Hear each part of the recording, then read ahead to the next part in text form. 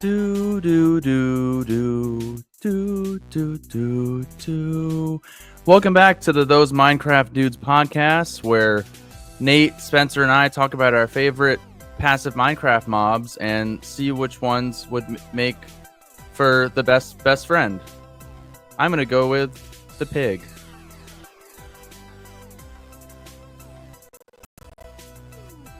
What's your favorite Minecraft mob? I'm setting this one out. I like iron golems. Ooh, that's a good one. Do you know how to make an iron golem? It's what, 4 iron did it in the blocks, movie.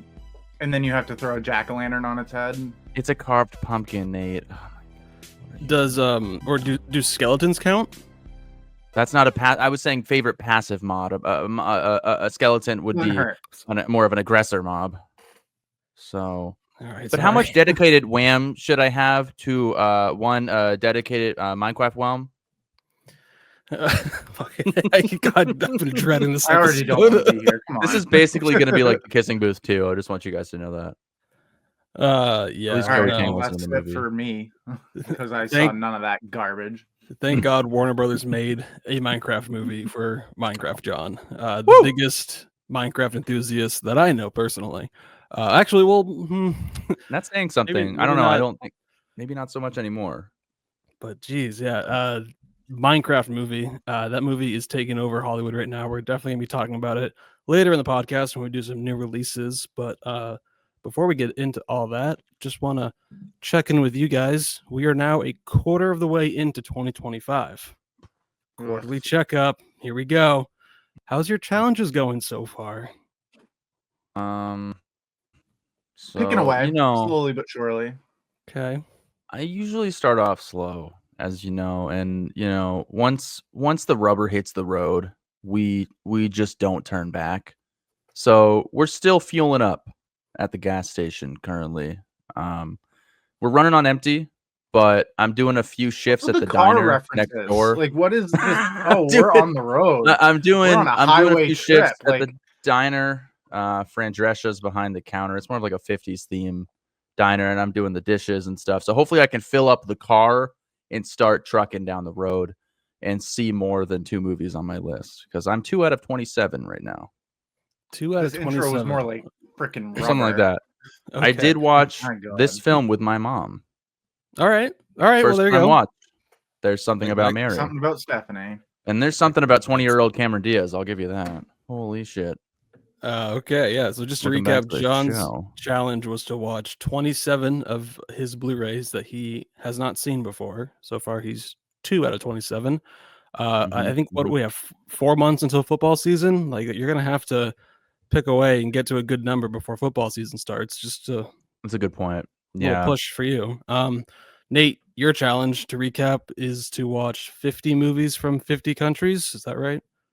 Yeah. How's that going? So it's gonna sound low, but I make a better push towards the end of the year because I do better when I'm like up against the wall. Where I'm like, I have to like force myself to watch these. So I'm only at 6 out of 50 right now. Oh, that makes me feel better. Well, it shouldn't, because 7 out of 27, half of 50. But 6 out of 50 is equivalent to my 2 out of like 28. So we're basically at the same spot on the timeline. Yeah, but watching your Blu-rays you own is very easy. Try watching an hour-and-a-half French film about a woman having a crisis. I've watched a 3-hour French film about 2 women having quite a dilemma between the 2 of them. I have yet to watch that, but it's on the shelf right over there. I highly recommend it. Well, and speaking of French films, Nate and I actually have a first time watching for a movie called The Untouchables coming out very soon. So you could just include that one as your French movie instead of a depressing one. Untouchables or The Untouchables? The Untouchables with an IN. Very good. Well, so the thing is, though, I did use The Untouchables for that one, but when I looked it up, it said the movie that I watched is considered a French/Belgian movie. Oh my God. Okay. So I knocked it off of Belgium. Perfect. Love it. Okay. All right. Yeah. Good to see that. Small country. Yeah, I looked at it. I'm like, I typed it in on Google. I'm like, is this movie considered Belgian? and at the beginning of the movie it says this restoration was provided by Cinémathèque de Belgium, like something in Belgium. So I was like, that's what I needed. And my challenge was to watch 300 movies in 2025. So far, I'm at 76 movies logged. I'm averaging about 5 a week. That's So that's going to put me at 260 at the end of the year, and that's not on track. It's not on track for 300. So you'll be fine. I will. Yes, you're right. I will be fine because once Oscar season starts and I get those screeners, like I am going to be going through movies like crazy, like from October through December. So as long as I'm at like 250 by October, I think I will be good. But that's still a lot of movies this summer that I'm going to have to watch. And I've already looked at my average or my ratio, and it's split down the middle of half movies are 2025 new releases and half are older movies. So I'm doing okay on my ratio, but I still want some older movies to surpass new releases, which it's going to be tough. But Spencer, you are the 99th percentile. Like you will go above and beyond your with your movie watching. Your filmography is so much deeper than anybody else. I'm at 70 movies. I should take off 6 because I've been logging the Black Mirror episodes, and that doesn't count. So I'm at 70 movies. I gotta pick up the pace. So you're fine. Is what it is. Freaking 6. Like, are you putting those on your list for the year? Me? Mm-hmm. Yeah, on your like list for 2025, the Black Mirror episodes. I feel like that doesn't count. No. I wasn't. I just wanted to like individually log them and rank them, just because I wanted to see like what my final like ranked episodes were. Okay. But I got my mom into it. I just threw it on. I'm like, Black Mirror's pretty cool. You might like it. She's not usually into like sci-fi stuff, but it's not really like sci-fi. It's like not really. It's like existential. Tech each horror. Episode is its own self-contained short film. I think that's so cool. So, and they're really well written. It's been like 4 years since we've had a season. It's like very, last season was great. I still think they just released like a mini series or something on Netflix. Yeah, they release them every like couple years, like 5 or 6 episodes, and they're all like just short films with usually like really big stars in them. And they just released one this past Thursday. Very good. Watched it all. The Paul Giamatti episode is fantastic, gut wrenching. Like it's so good. Like oh my god, he's like super realistic. Like that tech could probably exist like tomorrow. It might even still like exist right now. Like it's insane. But everything seems so close to being real. It's actually insane. But yeah, no, I just wanted to check in on the challenges. But for as far as like new releases and all the movies that we've been checking out, has there been a movie that stood out so far this year for you guys? Because if I'm going to be honest, this year I've seen 41 movies of 2025, and I haven't really loved that many. I mean, the highest rated movie I think for me is a 4, which is good. I liked it, but I was still hoping for something a little higher at this point in the year. But I'm only at 22. I'm not that far ahead of you, Nate. I've been really slacking, and to be honest, there hasn't been like that many movies in the theater that get me out of my house. Like I'm just not super drawn to the theater these days as much as I used to be. Like I have the philosophy of like I'll see anything, but I also value my time. So it's like I don't think there's anything that sticks out. I really don't. Nothing that's like I have 2. Wow. Like right now, my favorite movie of the year comes out in June. It's an A24 movie called Sorry Baby. I saw it at Sundance. It's phenomenal. It comes out soon. But for theatrical release movies, the only one that really stands out for me is Black Bag. But that's it for me. But what about you, Nate? What do you have? You have 2 that stood out? Black Bag was one of them because I went in literally knowing nothing. Spencer said, "Oh, you should go see this. It's playing at 3:30." I was like, "Cool." Loved it. And then for me, I guess it just hits all the beats that I enjoy is Hard Eyes. Just a modern slasher that's perfectly mixed with a romantic comedy. And a lot of the times I not hate rom-coms, but the characters are just so cheesy with each other, but they worked really well together and kind of brought a new slasher to the mainstream. And I like that. I guess if I had to pick one that just like really kind of surprised me, kind of came out of nowhere. I watched it like probably a month after it came out, was Presence, the Steven Soderbergh, one of the 2 Steven Soderbergh movies we've gotten in the last 4 months. I just kind of loved the way they did it. Like it was like it's a imaginative idea to shoot something POV. It's in the past has not worked, but I think this perspective was something pretty unique to watch. It was like, I don't know, it was kind of like the gimmick that Zemeckis did with here, but like if you're gonna go for it, this worked for me. I don't know if I could ever So. watch that movie again. Presents or here? I almost left. Presents? Yeah. Oh yeah. Oh, I was that's like, because it felt like a skit would go on for 3 minutes and then it would cut to black. And then it would come back, another skit for about 5 minutes, cut to black. I'm like, yeah, well, I but just, like that, it's a ghost, so that's kind of like how we see ghosts. It's like they just kind of pop up. They're not like yeah, seen. and That's it was with the done whole that way ending and purposely. stuff like that, I was just like, didn't work for me.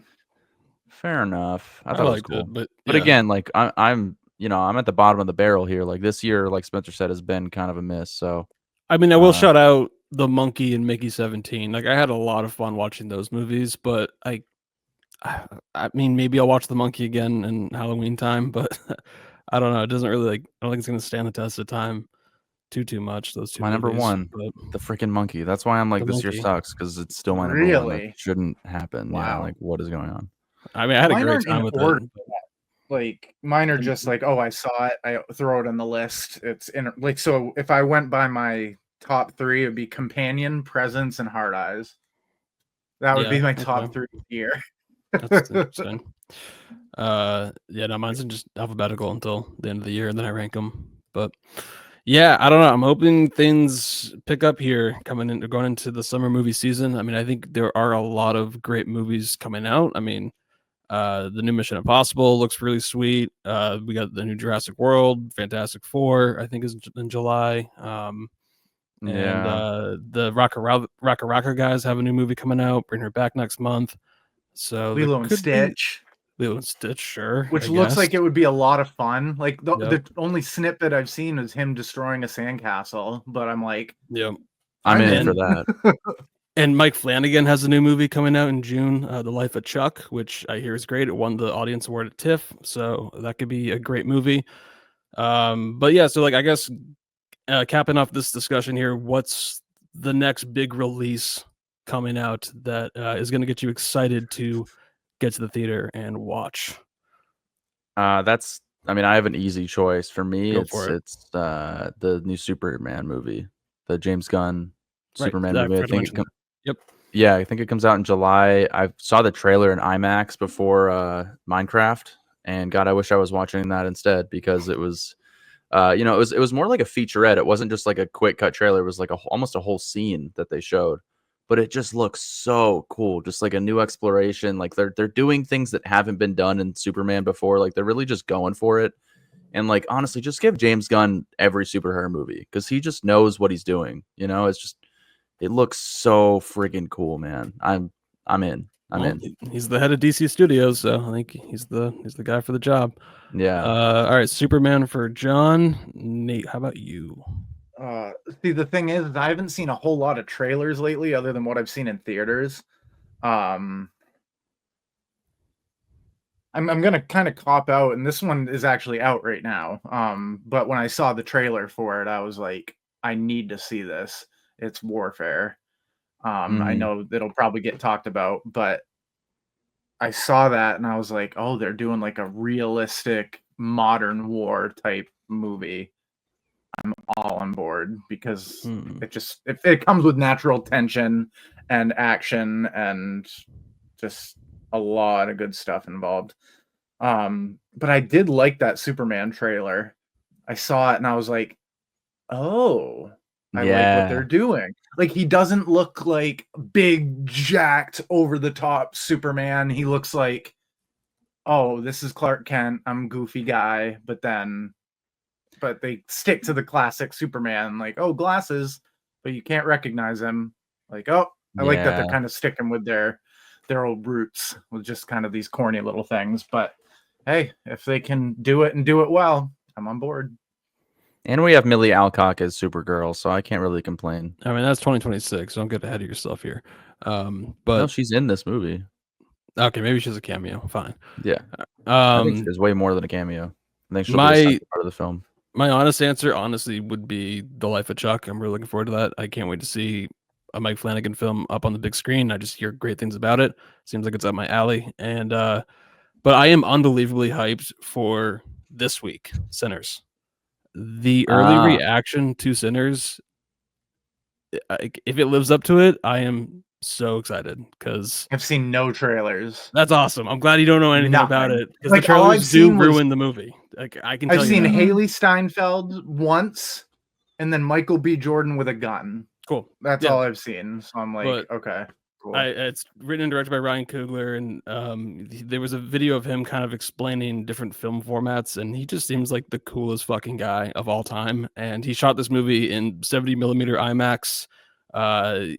Apparently, the score plays heavily into the film, and it's Ludwig Göransson, who did Oppenheimer, and he's done some other movies that are just great, Black Panther, Mandalorian.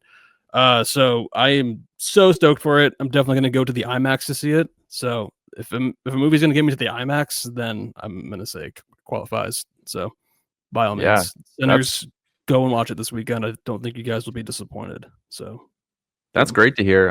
I've seen that trailer a handful of times, and it always looked really cool. But and you, John, you can make up for missing the Oppenheimer 70mm screening because it is playing at the same theater near you in Fort Lauderdale in 70mm IMAX. You could go and see it on film in IMAX. Dude, that'd be fucking awesome. That would be sick. I mean, like on Saturday night, I went out and I was just walking down the street in Fort Lauderdale, and then I saw that theater for the first time in the distance. I'm like, holy fuck, that's where I wasted $25 and didn't go, and instead was at fucking Blue Beetle in Pembroke Pines with kids screaming and like running around the theater the whole time, and it was my worst movie of the year. So lesson learned, I guess. Well, you can make up for that and go and see Sinners in 70mm IMAX because it's playing near you, and that's cool. I think that's worth it if you can find the time.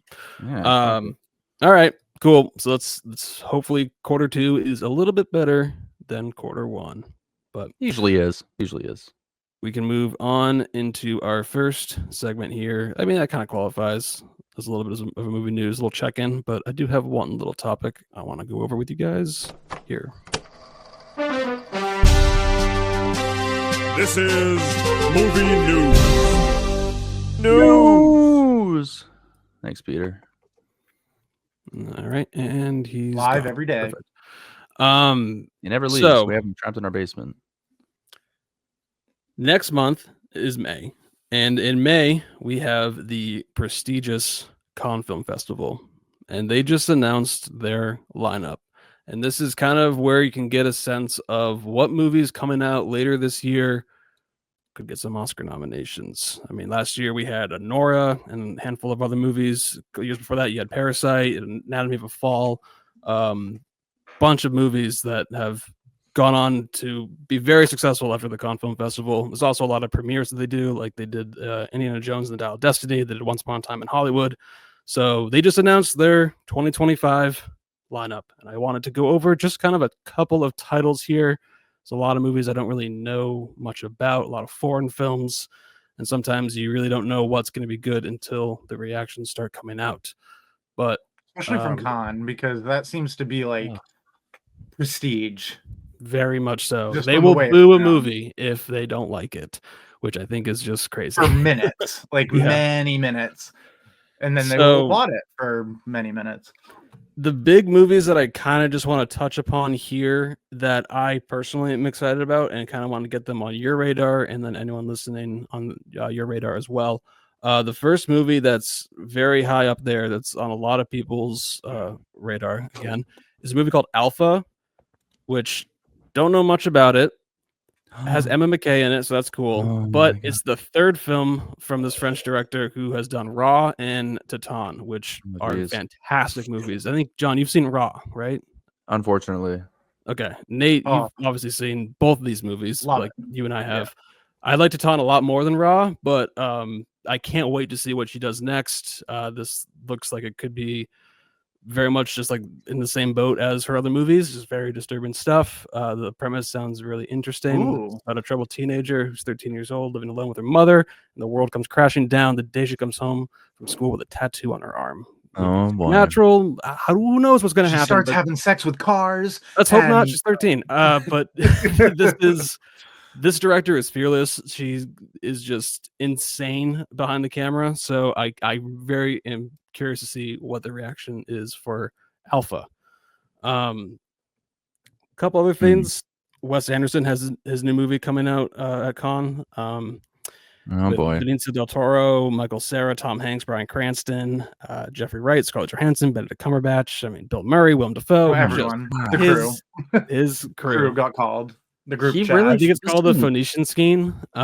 They've released a trailer already, and it just looks exactly like a typical Wes Anderson film. It might be more along the lines of Grand Budapest, and the fact that like it might tell like a through line full story, not these like little anthologies that he's been doing. I guess Asteroid City was a full-on narrative, but Was that the last thing he did? Was Asteroid City? That yeah, was it was 23. Like, Well, he did the those shorts on Henry Netflix, Sugar but- Netflix movies oh, shorts, yeah. which I loved, but I wasn't big on Asteroid City. But Neither was I. I wanted to like it so bad, and I just was like, this is kind of like dumb. Something Yeah, about the boring. Nevada desert. I love it. It's just the bright colors and It looked just all those beautiful. his style characters. perfectly. Yeah, I just might need to watch it again, but I I'm want it to come obviously on Criterion. yeah, but we don't have to wait too long to actually check this one out because it is getting a theatrical release in theaters on May 30th. So like 2 weeks after the premiere at Cannes, you can watch it in theaters. So that's cool. And then a couple other ones. They are doing the Mission Impossible Final Reckoning. That's going to be the premiere. They are going to premiere Ari Aster's new movie, Eddington. Oh yeah. Yeah. So let's talk about Eddington real quick. That poster. What's up with oh the my poster? God. That What's like the poster- from the trailer that you sent me. This Oh has my nothing to do God. with it. Yeah, seriously. We'll find nothing. out. We'll find out what the context is with this. I mean, my guess is just people pushing each other off a cliff or something. But they Holy released the hell. trailer today as we're recording the podcast. It's a minute-long teaser, basically kind of just confirming that this is a COVID pandemic movie set in a small town in New Mexico with an all-star cast of Joaquin Phoenix, Pedro Pascal. We have Austin Butler, Emma Stone, Clifton Collins Jr. is in it. That's cool. But written and directed by Ari Aster, another one of his movies coming out soon. But what did you guys think of the trailer? It was weird. I mean, I don't know. It was like mostly just like snippets of social media and people freaking out. Like it seemed like it was going to be chaotic, so it kind of intrigued me, but didn't tell me all that much. So I mean, I'm in. Ari Aster makes crazy movies, so I'll be there. Anything. Is it? That was my question. Was it like just completely fabricated by Ari Aster? I don't know. I'm nervous because just from the vibe of this, I'm like, is this going to be the right versus the left movie from Ari Aster's eyes? And I'm like, maybe. I didn't even think about that, but it could be. I hope so. Like showing everyone on social media, it looked like, oh, we're taking a stand, but then you have Joaquin Phoenix's like sheriff character, or he might have the mayor, whichever character he is, being swarmed by people. And so I'm like, oh, the media is going to be big involved, and yeah, COVID and restrictions and people's opinions, and I'm nervous after Beau is Afraid. Okay, Because that was a Sure. big, like, I watched it and there was stuff I liked, but it was too much. Almost like it bit off was more a than he lot. could chew. If this one could be like maybe 2 hours, 20 minutes, something like that, and he can tell a nice fleshed out story, I'm all on board because I loved Hereditary and Midsommar. So Midsommar. Yeah, I don't know. I think Ari Aster is clinically insane for making a COVID pandemic movie right now. Because the tagline's perfect. Hindsight is 2020. Because I mean, I guess we are at the point we can look back and critique and make fun of and be satirical about those years. Because I mean, those 2-3 years was like, that's fucking hell. Looking back, and like, I can't believe the shit that went on during those years. And the discourse surrounding this movie, like, I'm already exhausted by it. Like, this is gonna piss off so many people. It's gonna cause a war, guarantee. Like, I'm gonna just mute all the words online for surrounding this movie when it comes out, because it's just, yeah, I don't know. Especially after Beau Was Afraid 2, just seeing how insanely ambitious that movie was and just how he gives no fucks. He's not gonna hold back here, and I think he's got a great cast. Nor should But he. yeah, I'm Like- just, I don't know if, like, I even when Nate was down here a couple weeks ago and we were in Bull Moose, which is a local place where you can buy used Blu-rays, and I was just like looking at a bunch of like newer movies within the last like couple years, in particular pandemic movies, like movies about the pandemic. Like there's been a handful, like Songbird or whatever. Yeah. There's a movie called Together with James McAvoy. There's another movie with like Locked In with Anne Hathaway. Like there's a bunch of movies that came out during that time. And like I remember pulling the movies out. I almost said it to Nate, but I didn't. I'm like, remember when pandemic movies were a thing? Here we have Eddington, a fucking new Ari Aster movie that's all about the fucking pandemic. So at yeah, least I'm he's nervous, doing it. but Or like yeah. if it wasn't him, I would take like Jordan Peele too, if he Sure. did like a certain take on it. Because these guys, like you said, they're clinically insane, but those are the type of people that you want making these movies. So yeah, and you have pull no Joaquin punches. Phoenix as like the sheriff, probably trying to keep everyone together, and all these personalities. Like Austin Butler is this like cult leader, look like it's like leading some social media campaign. It looks like. So who knows what's going to happen with it? I mean, at the end of the day, I can't wait to go see it in theaters. I will be the first one in line to see it, but I'm already, like I said, just nervous about the discourse surrounding this movie. I mean, I might have we to just saw delete what happened social with Snow media. White. I mean, my God, that was It can't insane. be. I mean, I don't It's think that getting Pedro destroyed. Pascal It's is getting gonna. buried. I don't think he's gonna do his best Rachel Zegler impression. Weird. I don't think he's gonna be doing that, but We might. I don't know. you never know. You never Oh, know. a guy who's stalking her. Weird. Weird. It's not gonna be your prototypical love story. Like there like Yeah, there it is still a is male a in the prototy- movie, but like he's kind of like obsessed with her, but like it's not gonna be like that. It's more What of like she a said- women I empowerment. had Nate and I had this conversation. What she said didn't even piss me off. Like, it just, the discourse around her is just insane. Like, I can't believe But even it's a thing. weird when you get it in context, because she almost seems so just it's almost like she was trying to make a whole other movie. And it's like, no, there's a reason they're making this, for people who love the original and to do a new twist. You don't need to bring your Gen Z or whatever bullcrap and poop on my It's okay. parade. She'll be Anyways. blacklisted from here on out. I mean, I love watching She- Rachel Zegler. gonna get She's a blacklisted. fantastic compilations. actress. She's gonna get plenty of roles after this, and yeah, she's a great actress. She's gonna be She- fine. I think she Unfortunately, sucks. Snow White and live action remakes, just no one cares anymore. So Gal Gadot. It made a lot of money, so I don't know if that's necessarily it, true. it did not make money. They're gonna lose No. almost $200 million because of this movie. Yeah. It I think it barely was- made $1 million in Japan. They were Elon Wow. Musk was joking that he's gonna have Doge look into Disney for just like insane spending because it cost like $250 million to make. So I think that was a joke. I don't know. And they didn't Anyways. even pay any real life dwarves to, act in the film. So I don't know where that money went. It would just never mind. Well, Snow White is not at the Cannes Film Festival, so we can move Aw. on from that. I But sadly never got a chance to see it, but I feel like I have seen it. I still haven't seen it either. I can say the same about the Minecraft movie, which we'll get into later. Wow, that's crazy. And anyways, and the last couple I want to touch upon here. Do you guys remember watching a movie called Breathless? It's a French film we watched for the podcast in the boy. pandemic, Yes. like Here we 2020. go. No. The Jean-Luc Godard movie. Yes. Yeah. Yes, Oh, I've- no. Okay.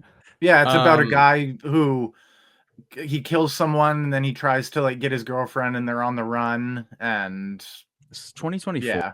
What the fuck? No. No, No, it's from the 1960 60s. From the something. 60s. Well, anyways, I can't find the title on here for some reason, but Richard Linklater made a film about the making of Breathless, and I guess it has Ooh. like pretty much an all French cast. The lead actress is played by Zoe Deutch, which I think she's great, and I guess Oh, she love learned that. French for the role.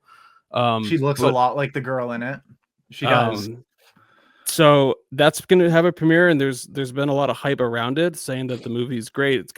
It's Richard Linklater's love letter to like the whole French New Wave, so that could be interesting. Okay. I didn't love the movie Breathless, but I would love to see kind of like the making of, almost in the same style of the movie, just with Richard Linklater and the other actors involved. So that could be very interesting. And this one is for John.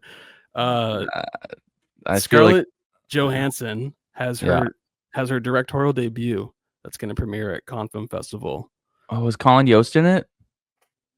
He might have a cameo. I don't know. God, I hope not. I hope not. And It's Michael called- Chen. Nepotism. Oh.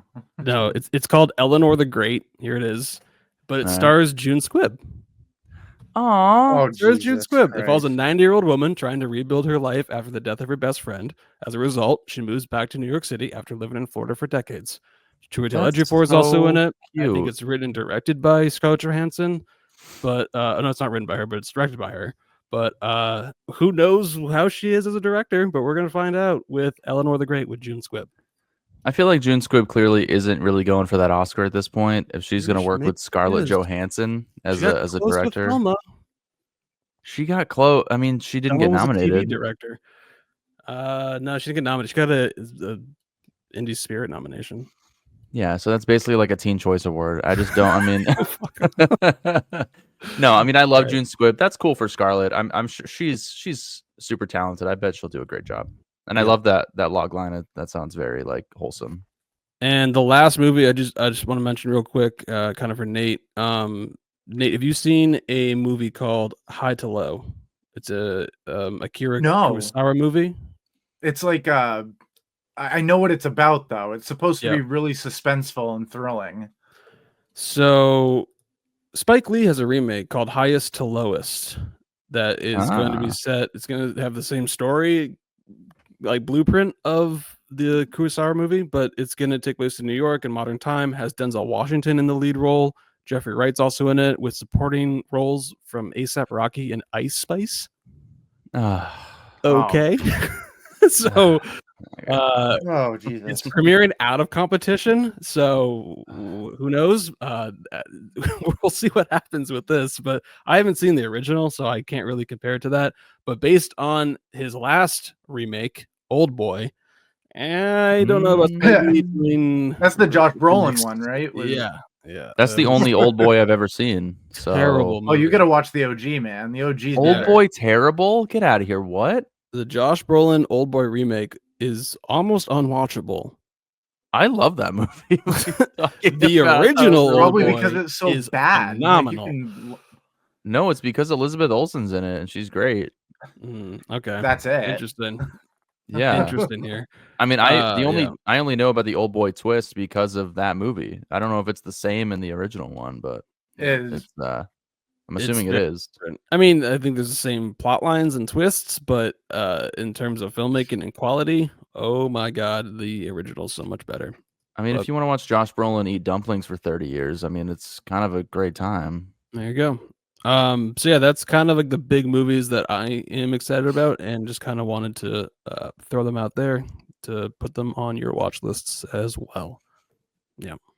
These are some good good stuff. All right, so you give me hope, Spencer, because it's been a dry spell in the Yeah. first quarter of the year. So there's always light at the end of the tunnel. You also have History of Sound about two young men during World War I that set out to record their lives, voices, and music of their countrymen, and it takes place in the backwoods of Maine, starring Paul Mescal and Josh O'Connor, and they fall in love. All right, don't push your luck. Okay, cool. Anyways, so that's the Cannes Film Festival. It comes starts next month. So once it happens and the premieres are underway, I'm sure we'll recap some big ones that we should pay attention to. I thought I saw two guys running in the woods with a camera. No, it's Just probably looked out Paul my Mescal window and and- was like, "Is that Paul Mescal? Yep, chasing Hey, Josh Julianne O'Connor, Moore? saying, "Get back here." Will you sign my actor, son? Will you sign this?"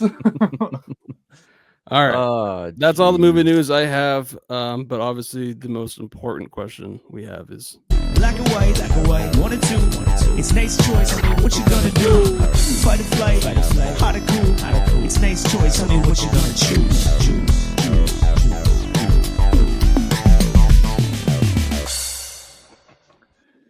When's Cara Delevingne going to be in another movie? That's what I want to know. When she straightens her life out, hopefully. When she stops hanging out with Amber Heard and Blake Lively, that might be a start. Yeah, that's probably a really good start. And start hanging out Yeah. with Johnny Depp a little bit more. Yeah. Okay. Or those movie dudes. So we are here with another choice. This time I'm going with some modern animation that I know you both have seen. Okay. And I want to see which one you think hits the hardest, packs the biggest punch, maybe hits you most emotionally. I'm going with Coco versus the first Inside Out. Disregard the second one. I haven't Ooh. seen the second one personally. So I'm going with Coco versus Inside Out. So I just have to forget about Maya Hawke's amazing performance as Anxiety. All right, whatever. Yes, because it's not in the first one. Fair enough. Oh man, Coco. I believe both of these won Best Animated Feature. Maybe. I know Inside Out did. I don't know about Coco. Coco might have, but all I know is it won Best Original Song because everyone thought it was going to be This Is Me. And I was like, no, it's going to be Remember Me from And I was Coco. And pissed. it won. And I was fucking I was like, pissed. And then I watched "Yay!" Coco and I was like, oh, I get it. Yeah. Oh, yeah. So good. Great. Wow. All right. So this one's pretty straightforward. You know, it's that movie or that movie. So Yeah, because I was going to go with like a classic Pixar, but I feel like we've done like the Toy Story, and I think it was Toy Story and Shrek that we did.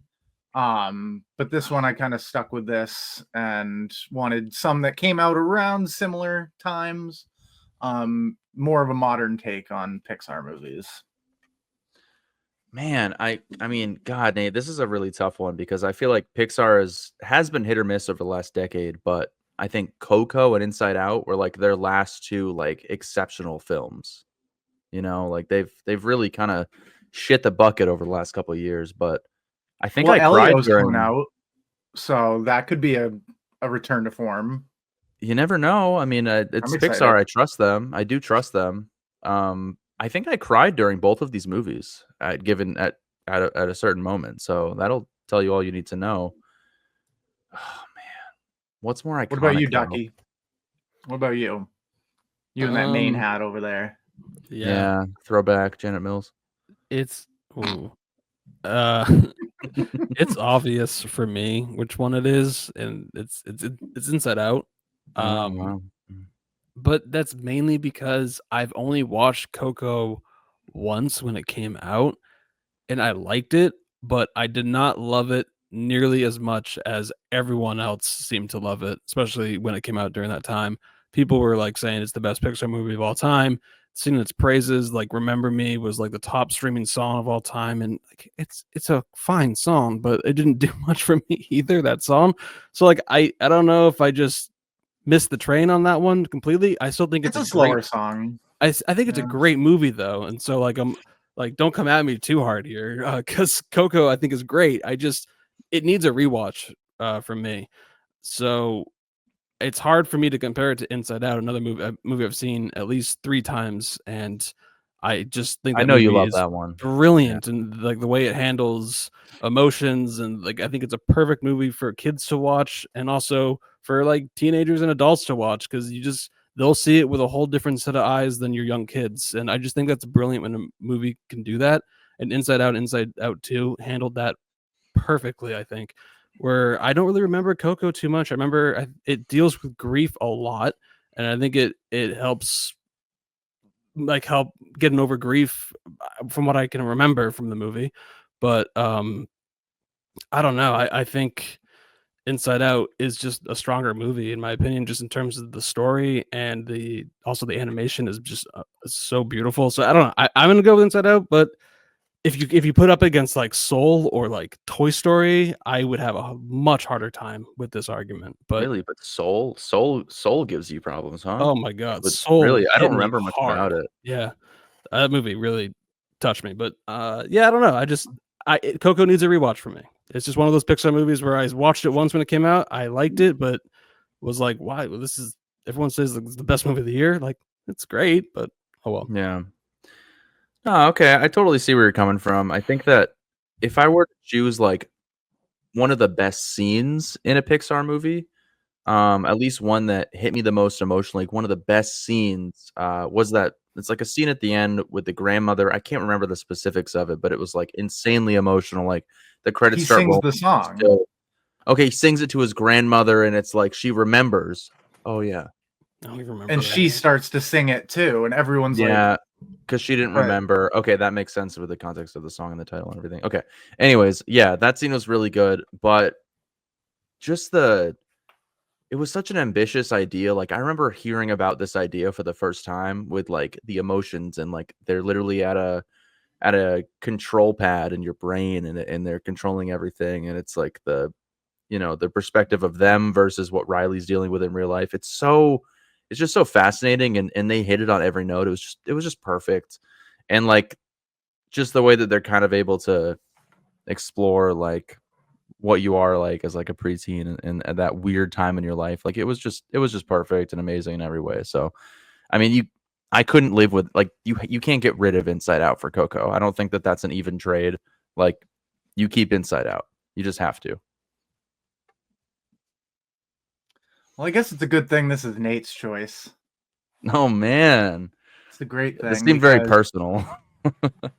I watched Inside Out. I've seen it once. I watched it in college on my laptop, and I liked it a lot. But there was a point in the second act when they're in the whole other realm, and you don't see Riley for like 20 minutes, and I'm like, I need more of a connection between them and her. I know it sounds kind of, but it's probably because it's been 9 years, 8 years or so since I've seen it. I got all the emotional beats and everything like that, and I thought it worked really well. But the thing for Coco for me is the style of it, kind of taking this Day of the Dead, De Los Muertos, I think is what it's called. And it gives kids an easy version on how to accept death and always remember that your loved ones are always with you no matter what. And I thought that was a really smooth transition for kids, that if they've lost a loved one or they need reassurance, they can know that all this stuff with the dead and ghosts isn't necessarily a bad thing or a scary thing. And so I thought it brought a great emotional punch. And just with Remember Me, I loved that song. I was like, this is gonna win the Oscar. And it might just be a more like recency bias. I know I've always got to take that into an account. Yeah. But if I were to like sit down and someone stood in front of me like the Matrix and said, blue pill, red pill, Inside Out, Coco, I'm gonna go with Coco just because I think it's a little more fun. But they both hit really good emotional beats that work really well for young adults learning about your emotions and learning about death. So I appreciate Pixar being able to tell those stories in a way that's easy for kids to understand, while also adults like us can go and enjoy the film craft. So I'm personally picking Coco, but we all have a choice in this matter, and I can 100% see why you guys would pick Inside Out. It's probably something I would just have to watch again, and I might have a different view. But plus I like Day of the Dead type of stuff. It's not related to horror, but it kind of is, and that's where my roots are. So that's part of my reason why. But It's got a two core of the best modern Pixar movies yet. And like I said before, I saw the trailer for Elio, and I was like, this looks like it could be kind of fun. So I'm excited for it. I think Nate just wanted to talk about Coco and how much he Maybe. loved Coco. I could have sworn I owned That's Coco, okay. and I just spent like the last 3 minutes looking for it on Blu-ray. I was wondering what you were I don't looking have at. it. You were just, Yeah, I'm just I like, don't looking want for it. any I'm part of like, this conversation. I know for a fact that I owned Coco, and I could don't not think you find it. do. I don't think you I do went either, through your dude. whole collection. I come to and I don't I remember. think I came to the conclusion that I think it's in the DVD or Blu-ray booklet. That's Gotcha. because I'm like, I know I've seen the disc, I've seen the logo in my hands at some point on a disc. But Dude, yep. the booklet is like the Bing Bong of Blu-rays, because you're never gonna see those again, and you're gonna Speaking forget of about Inside them. Out, Yeah. yeah. Anyways, It's Okay. Nate's choice. I'm gonna Yep. do Nate's choice. So picked Inside Out's purple. getting sent off the train to Auschwitz. That's what we've decided. Great. Wow. It's literally disappearing. Like, what was the character's name? The elephant. Bing Bong. Bing Is bong. that what it was? Okay, Yeah, yeah, he Bing just bong. disappears. That's He's what forgotten. that movie does. Okay. Yeah. I mean, All Pixar's right. smart. They'll come up with another cool idea. It's okay. It's like okay. Inside Out 3. Yeah. And Riley's an adult that can't get a job, and she's just like Depression, suicide. Those are all yeah, the new like emotions. she's going to therapy, and like she's really thinking about doing it, but she's not 100% sure. She's like Brooks she got out of prison. She's like Directed by Ari Brooks for Aster. Shawshank Redemption. Riley was here. I would But pay money animated. to It's see funny. that. It's cute. It's cute. It's funny. Takes place in Maine. Stephen King directed. Fucked up With the Pixar soundtrack movies. from Watership Down. Cute. I got you. I would watch the hell out of that. Oh. All right, we don't get copyrighted. All right, let's move on and give the viewers what they all want, which is us talking about a Minecraft movie.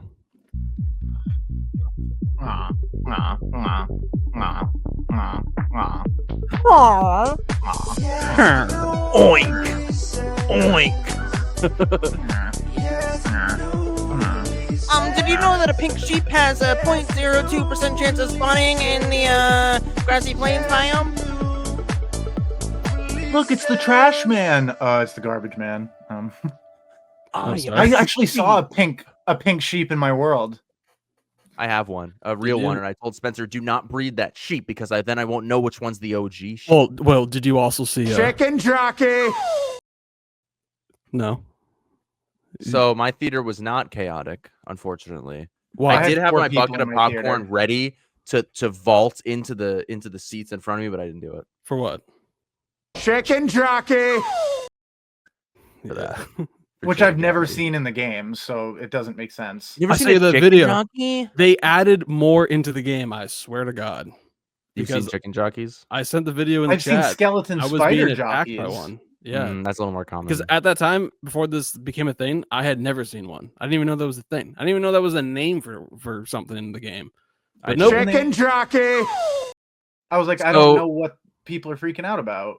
And like, Did you the thing with guys the know? crown, Did like- you guys know that the spawn rate for a chicken jockey is low, with a 0.2375% chance for each spawn baby zombie to become a chicken jockey if there are no chickens nearby? If chickens are present, their chance increases to 0.4875%. La la la lava. Chicken. No, I love singing about the things best I'm original doing. song?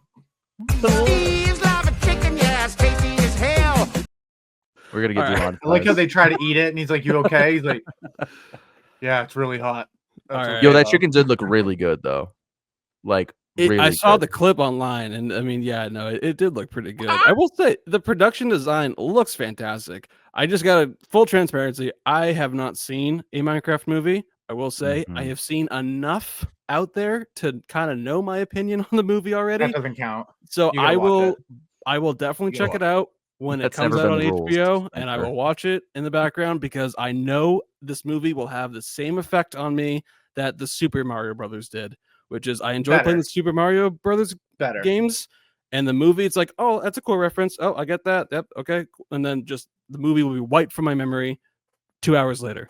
So if I'm But- wrong, great, but I will watch it in the comfort of my home without a bunch of screaming kids freaking out. over- Chicken jockey. I just don't That's want actually more like Gen any part of that. kids didn't really care about that moment. I've been to the movies three the times, three times since the Minecraft movie has been in theaters, and just seeing the lobby, seeing the people in the theater, the kids running around with all their boogers wiping it all over the walls. Like I am just like PTSD from when I used to work in a movie theater, and I'm here just trying to watch my Steven Soderbergh crime thriller or I don't know my what you have against Blumhouse boogers. predictable movie or my Garland war movie. Like I don't. Yeah, okay. Anyway, I didn't see Minecraft. This isn't made for you, Ducky, and that's okay. Even though you are an avid Minecraft player, although everybody plays Minecraft differently. There's builders, there's explorers, there's griefers, which I would classify Spencer as. Chicken jockey. And I would also say that Spencer doesn't really he doesn't really have a plan. He goes in, he's like, I'm gonna do this, and then he gives up.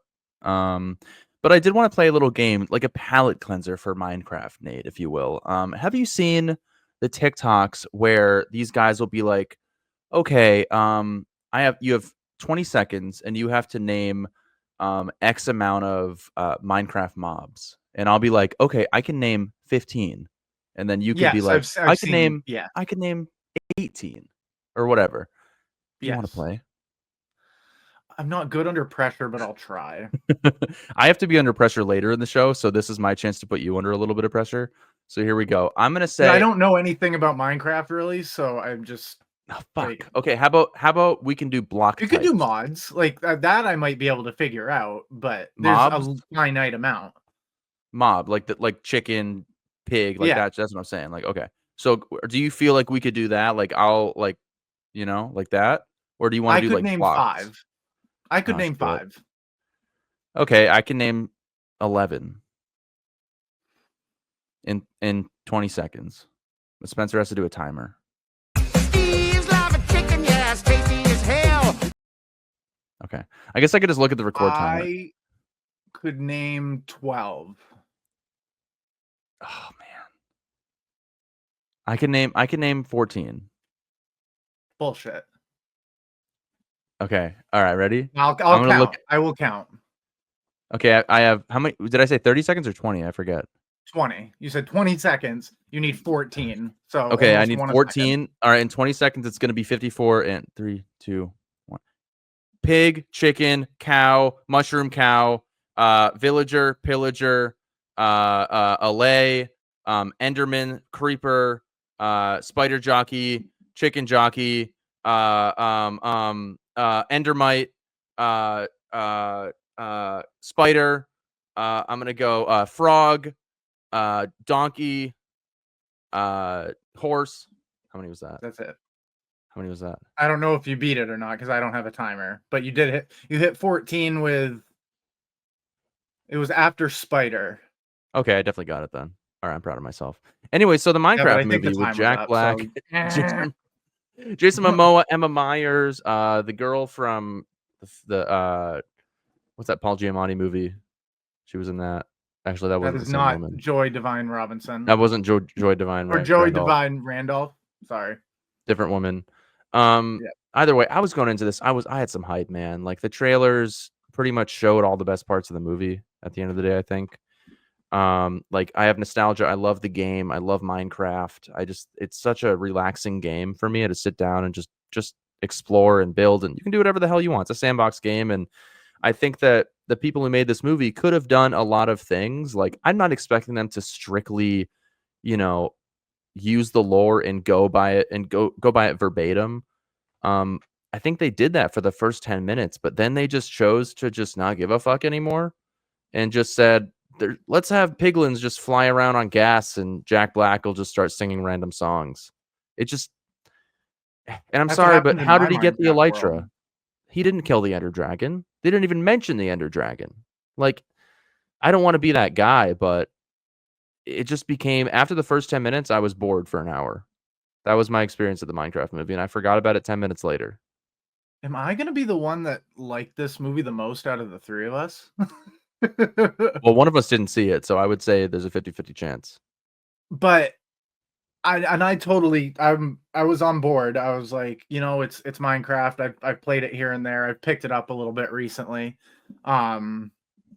It's stupid fun, and I almost laugh at the points where all 4 of them are running from the skeletons and the zombies, and it's just CGI green screen bullcrap. But it's just funny, just seeing Jason Momoa in a pink leather jacket with a perm. Freaking just being chased and a washed up like arcade video game champion from 1989, and he never lets it go. and it started off so funny because like they get the orb and the stone, and they go to fly into the Minecraft world or the overworld, and they all fall and they come flying through and they hit each other. Yeah. And so like Jack Black hits Jason Momoa. Jason Momoa doesn't move. but that girl comes flying in afterwards, sends him flying back a million miles. I was like, okay, this is tongue-in-cheek, kind of funny. Anytime you can see Emma Myers on screen is pleasant. She's a little cutie, so it's just, and seeing her playing the adult role kind of threw me off. It didn't Like, work for she me, was that the part. sister, like, oh, I need to make sure he's in school and all that stuff. I was like, maybe if you were a tad bit older, it would make sense. But having Jack Black is just a breath of fresh air, because he can just be whoever he wants to be, and it's gonna work no matter how stupid or silly it is. He accepts it, which helps me accept it, because he's just giving it his all. And plus, he referenced pandas, and I wanted to be like, "Oh, you played a panda, you played a panda." And He did so play a panda. which is great. I I was like, I "Oh, don't which one of those is Poe?" I just But wish they yeah, did more. Like they did like some funny Minecraft moments. Like they said things that I'm like, oh my god, like I did that sort of. Like there was a creeper farm reference, and there were like oh, I ran out of powered rails, so we're gonna have to push the cart. It was like they're just dumb little moments where I'm like, oh, that would happen to me in Minecraft. But it just wasn't that entertaining, I think. Like once it got to the whole just the fight that you see in the trailers, it was like it's just nonsensical at that point. And Jack Black, I really don't know if he was the right choice. Like I never felt like when I saw him in the trailers that was a good choice. And I don't know what is for a character that doesn't say anything and is literally just a man in a blue shirt. Like they kind Michael of, Cera. but like Michael Cera, maybe. Yeah, he just That's the character. Like that is all they had to go on. Like, okay, I guess I'll just do Jack Black and he can just be himself and sing songs about nothing. Like, La la la lava, chicken. and that's the movie, and that's okay. And I just maybe it ran its course for me 10 minutes in, and I was like, I get it. I'm good to go now. Didn't stay for the after credits. Again, I can agree with the Emma Myers being a looker thing, but that kid, you're telling me he makes a fucking tater tot gun? Absolutely not. Absolutely not. You don't just that's break the not how lore a 20 crafting minutes into the table works. movie. That's exactly. It's not. He can't just You break don't a hit the crafting thing. table. Like he crafts I don't know, a bow and arrow. Like that, all you need is a little bit of string and some sticks at that. But you can't make a potato gun with shit you bring from from the overworld in your pockets. Like fuck that. No. Okay. Like I don't care that you're a builder. Like Bucket chucks, like, oh, I've and never seen it. by the way, you can't do a bucket clutch from 100 blocks up. You have to do it from 1 block up. So again, that breaks the lore, and that pisses me off. And there was the whole scene with the elytra where they're flying around, going through like 1 block circles with no fireworks. If anybody knows how an elytra works, it's actually just a glider. Okay, it's not just when you can't flap them. Okay, you can't propel yourself unless you have the fireworks, in which they referenced before that scene. So how do you not use them if you're talking about them? Steve's lava chicken, yes, tasty as hell. And I just made a chicken farm in Minecraft, and it doesn't look that cool, but I'm pretty proud of it. Spencer, you're muted. Yeah, I was gonna ask about the elytras, because that's my favorite thing to do in the game, is just to fly around, use the fireworks, and just go and visit you guys and cause havoc and chaos. But I'm sure they use it in the movie. Is it a fun sequence? Is it Yes, is it the worth the sequence price is of very admission? fun. I will say that But it's kind sequence of was what you'd expect. Like, Right, exactly. they just you can go just see like it. they go through like they try to do like the 1 block clutch where they like it's like Jason Momoa and Jack Black are like flying with each other and then like hug each other, and he's like get closer, and then he puts his head in his crotch and it's like ha ha ha ha ha, that's funny. And then He drops the one thing of water and it saves them. they Just the bucket clutch one from little 100 block of blocks up. water. That doesn't work like that, man. Like any Oh, Minecraft player knows that. I'm So willing to try it. Um, But I will say, Jason Momoa did have a really nice, like a powerful sacrifice type scene, which I thought was kind of cool when stuff happens later.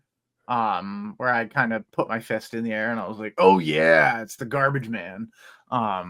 Which I that's a still think Kool-Aid is movie. like, oh, look at you, it's the trash guy. I'm like, oh my Okay, can we god, talk about the fact why that is she Jennifer in Coolidge this was the movie? best part of the movie? There were some scenes with her and a nitwit villager that somehow escaped into the real world and then goes on a date with her. And that was like they would keep cutting back to that with parallel action between like Jack Black, and then you're all of a sudden on a date with Jennifer Coolidge playing You're herself. such a good listener. Like, oh my god, you're so much better than my ex-husband. And he's like always raising his eyebrows. Because that's all they can do. It's a Yeah. villager. It's literally Jennifer Coolidge talking to Jennifer Coolidge. Do you think the Essentially. movie would have been better if they kind of took more Minecraft elements and brought them into the real world? Nate's saying yes. Like an John, Ender what about- Dragon boss fight. Like, imagine that. Like, the person who runs the Nether gets the orb. It's being protected by the dragon. They have to find the Ender Pearls. all in the real world? No, Or the no, no. overworld? That's what I'm asking. Sorry, Or- I'm asking. No, it would be cool if they like maybe mixed it up. Like they find an Ender Pearl in the overworld, and then they have to go back through the portal and find it at an arcade, and they need Jason Momoa to win it. Listen, Or maybe if they just did it like Wreck-It Ralph, with like we have to save the Candyland or whatever the fuck, like do that, and then like we have to save the overworld. Like instead, it was so just like it was like so they played it so safe, where it's like piglins versus us, and we're flying around, and that's the whole plot. They like gold. That was it. Like they could have done some really cool shit, and instead they just did like little references. Like they would open chests and be like, "Oh my god, that chest is full of iron," and Do then you guys- close it. And like Do you guys remember the movie Pixels with Adam Sandler? I never never saw saw it, it. but I remember God. it. Okay, Yeah. I did see it. I remember that unfortunately. being the emoji movie of its time. But a Minecraft movie and Pixels just share a lot of similarities in my mind already, and so I'm just a little like, oh god. But I will Go say, into it without that though, I will say, because it is. I enjoyed myself, and The I'm production- the least Minecraft of all of us. the production design does look really cool. Like, I've seen some behind the scenes stuff. that's the and best part of the it- movie. It does look amazing. fantastic. So I think it will probably get some like Oscar nominations in some tech categories there. I think that'd be very cool. But and I mean, the movie's making so much money right now. It's on its way to hit $1 billion. The sequel's already greenlit, so they're going to keep making more of these movies with Jack Black with this cast. And I have heard also that the first 10 minutes of this movie, people wished it was more like that, where it was just very true to just Minecraft movie, like just Jack Black doing Minecraft stuff. I haven't seen it in context. I have no idea if that's true, but I've heard the first 10 minutes is like really strong, and then once like they throw in the plot of like group of misfits get lost in the Minecraft world and have to solve their way out of it, and it just looks really Having a predictable from kid there. hero, like, Yeah, it just looks like we've seen that story 1,000 times before. But what I did want to ask Nate, and also to plug First Time Watching podcast, because he and I just covered Napoleon Dynamite, which he had never Nice. seen, and that's the director Jared Hess, who hasn't done like very much since Napoleon. I mean, he's done like some like indie comedies, and he did like a movie called Masterminds with Zach Galifianakis and Jason Sudeikis, which is not very good. But this is like his biggest movie by far, Minecraft movie. But did you see any kind of his style of like quirky humor and stuff that you enjoyed here, or is it kind of more of a director for hire situation? It's that. I would It- say it. for me. Yes, I mean, me, John. Because did he? Okay, I don't know. Very fresh in my mind. That movie is so unique and singular in its style. So I was just don't. curious if the Yeah, I dry think he was humor just at like, all- Maybe hey, the Jason Jack Momoa Black. character. Maybe Jason Momoa was the only character that has any sort of like backstory. Like, I think with like you could have done without Emma Myers and the kid. Like, just leave them out of the movie and just do like a buddy cop Jack Black with Jason Momoa movie. That would have been funny. But they don't do that, and so it just felt like Jared Hess was like, "Hey, Jack Black, you're funny. Do whatever you want," and that was the movie. Well, they worked together on Nacho Libre, so they That have tracks, a working yeah. relationship. So, I'd anyways, say yeah, Jason Momoa's little backstory where they just sort of like, oh, this whiz arcade kid who was a champion at this game, and then you see him as an adult and he's at a storage locker bidding on it because there's some rare Atari game system game. that's just full of Tupperware.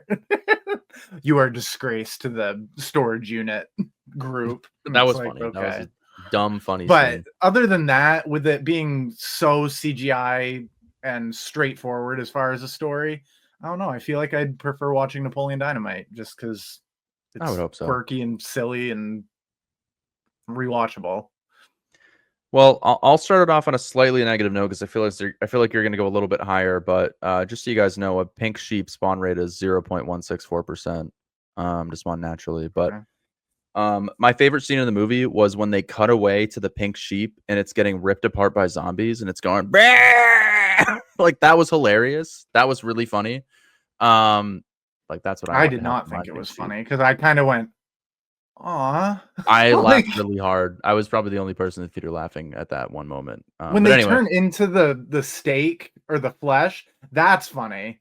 Like they hit one of the pigs and it just you hear, "Woink," and it just turns and into it the item turns- drop. Yeah, I mean that's funny. I was but like, that's funny. Chicken jockey. We haven't yeah, even talked about that yet. that but it scene takes lasted, place in what, a woodland mansion. by the 5 way. minutes, and it Yeah, just it's the only other time where you get a sense of the lore and like, oh, you get to go to like, and like, there's a whole scene with Emma Myers is talking to like villagers and she's trying to get the map to the woodland mansion. I'm like, give me more of that. Like, give me more of just like ridiculousness, but using the Minecraft lore, like what you would do in a game. Like it doesn't have to make Like, how sense do we because the make a game boat doesn't make sense. to get somewhere. Yeah, Like the it's- villager was in a boat and like Emma Myers didn't know how to craft anything, so she couldn't make a boat. That was funny. Like do that, but they didn't. So I gave it a 2 out of 5. It just didn't hit the mark for me. I was very disappointed. I really wanted more from the movie. But it didn't give it to me. Again, I guess the critical response is pretty similar to me. The first 10 minutes were great, but then from there on, it fell off a cliff.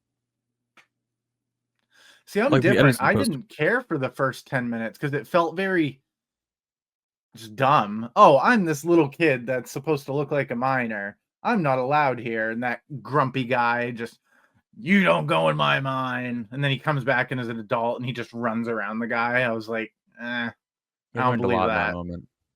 But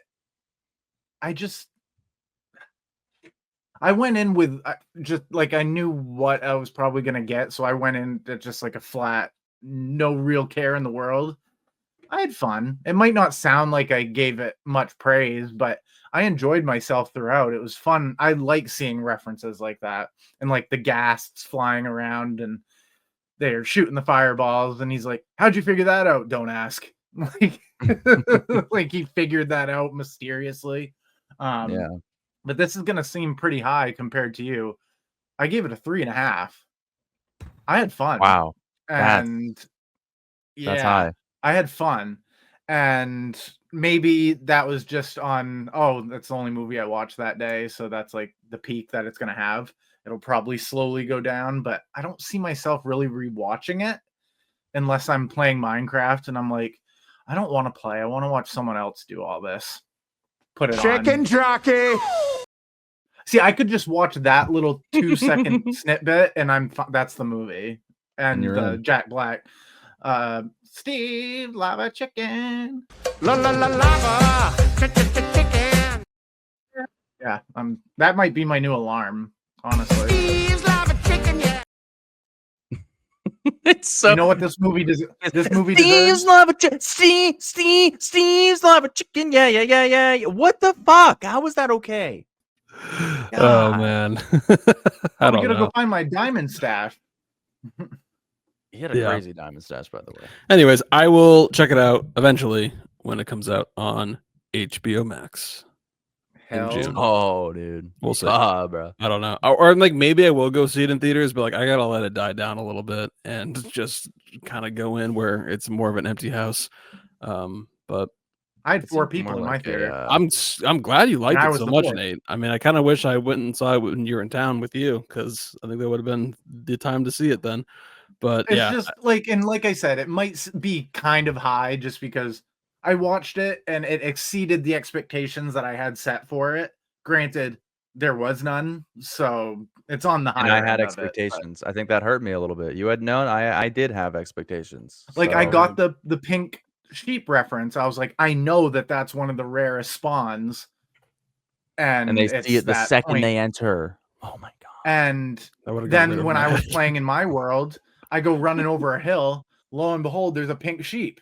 They're doing this on purpose. I swear to God, because when I logged in after the movie came out, You saw a chicken one? jockey attacked me. I have That's a video. I crazy. sent it to you. Yeah, you guys can see that. Because we talked about the spawn rate for that. It's 0.2375%. And then if a chicken is present, it's 0.4875. Anyways, But if you've seen the movie, it's 100% possible. well, if you're I did not see the movie. Instead, I went and saw 2 other theatrically released movies.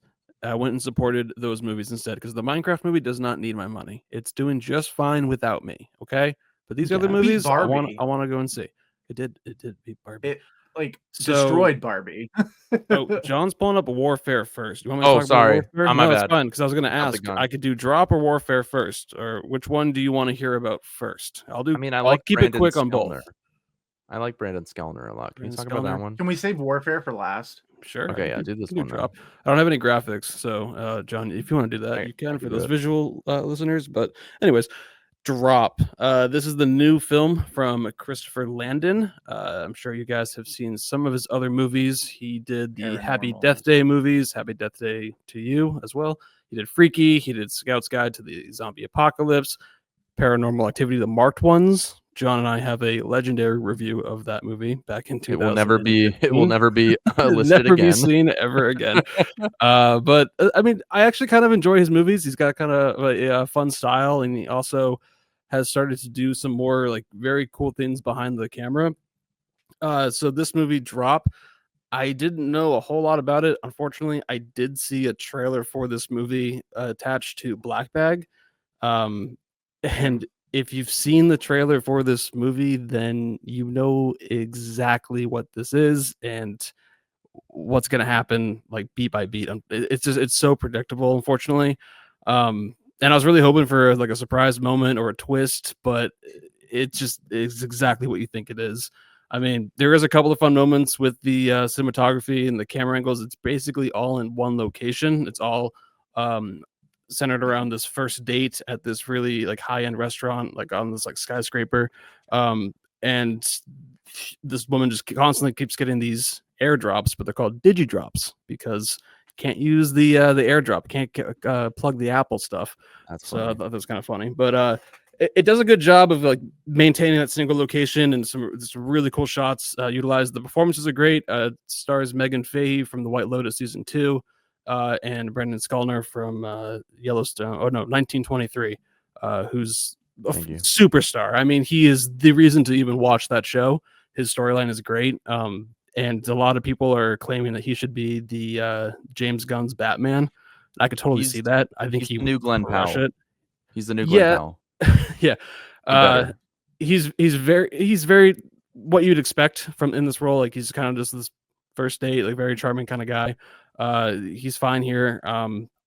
But I mean, I was just really hoping for something to surprise me or like a twist that I didn't see coming, but it's so predictable in the script. But I do think it's worth watching. I just don't think you really need to rush out to the theaters to see it. But I'm sure it'll be on Peacock in probably like a month.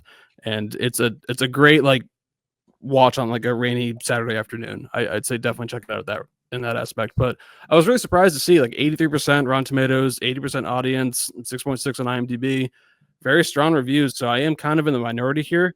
A lot of people are seeming to really enjoy it. I was in a theater with 3 other people and no one reacted whatsoever in the movie. It just kind of played out like a dud, to be honest. But there is some fun to be had. Like I maybe sound a little cynical on it, but I do think it's worth watching. But I give it a 2.5, which is decent for me, but it is.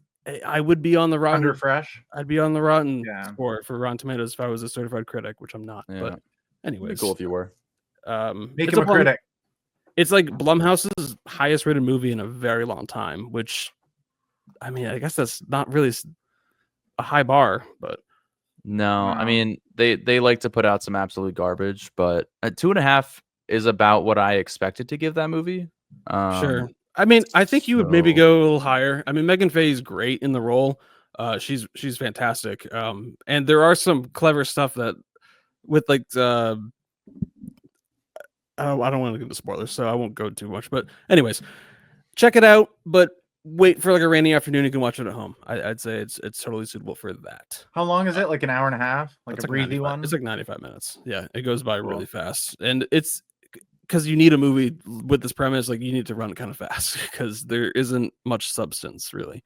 Yeah. Yeah, Like I it's said, like if kids you've are seen at the trailer, home. She's on a if you've seen the date. trailer, you know exactly how the movie is going to go down. Unfortunately, so shame on you, marketing. But that was Drop, and then the other movie that I did go out and see in theaters is Warfare. I'm And excited. you guys are planning on seeing this movie. Nate did for sure. John, you think Probably you will go tomorrow. and see it? Yeah, I Probably definitely want to. tomorrow. I want wait to a see minute. it. Wait a minute. Uh-oh. Is that Charles Milton? That is Charles Melton. I'm not seeing it. Not doing Oh, it. Sorry. is- Fair enough. Is he the one from the one with Julianne September, Moore? May. It was in May, December. Or Yes. May, September. Yeah, That's the I sequel don't to like his September, May. face. Is he the lead? Jesus Christ. No, I mean he's in the movie, but he doesn't have like a big role in the movie. Okay. It seems good. like not an ensemble cast, but just there's stars in it, but they're all on equal level, like as far as story goes. Yeah. This does Yeah. look cool. I really want to see it. Directed by Alex Garland and co-directed by Ray Mendoza, and it's co-directed by Ray Mendoza because the movie is kind of centered on his experience in this war, in this moment in these soldiers' lives. Oh, he was in the military? Like He's so a character. He's a character firsthand- in the movie. His name is Ray in the Ooh. film. And Wow. the movie essentially, like, you guys have obviously seen documentaries, and sometimes in documentaries they have those kind of cinematic recreations. This Mhm. movie is an hour and 45-minute cinematic documentary recreation of the moment, of the scariest moment in these guys' lives, where they're in this house and there are just hundreds, if not Bombarded. thousands of guns surrounding them, and they're all coming to kill these soldiers. And it's so visceral. If you see it in theaters, like every gunshot rings out like a cannonball. The explosions shook the theater. Like I remember feeling that with Dunkirk when I saw that in IMAX. yeah. The gunshots, I'm like, I could feel like in the back of my neck, just like, holy shit! Like that is like I could feel like the shockwave of the audio of that. At Mhm. times, like this wasn't the best theater, but they cranked the sound for this. I'm sure they put out a note for every theater because it's super loud, and it's effective. But I will say, I mean, I will add this to a movie, or I'll add this movie to a pile of like, I'm glad I watched it, but I will never watch it again.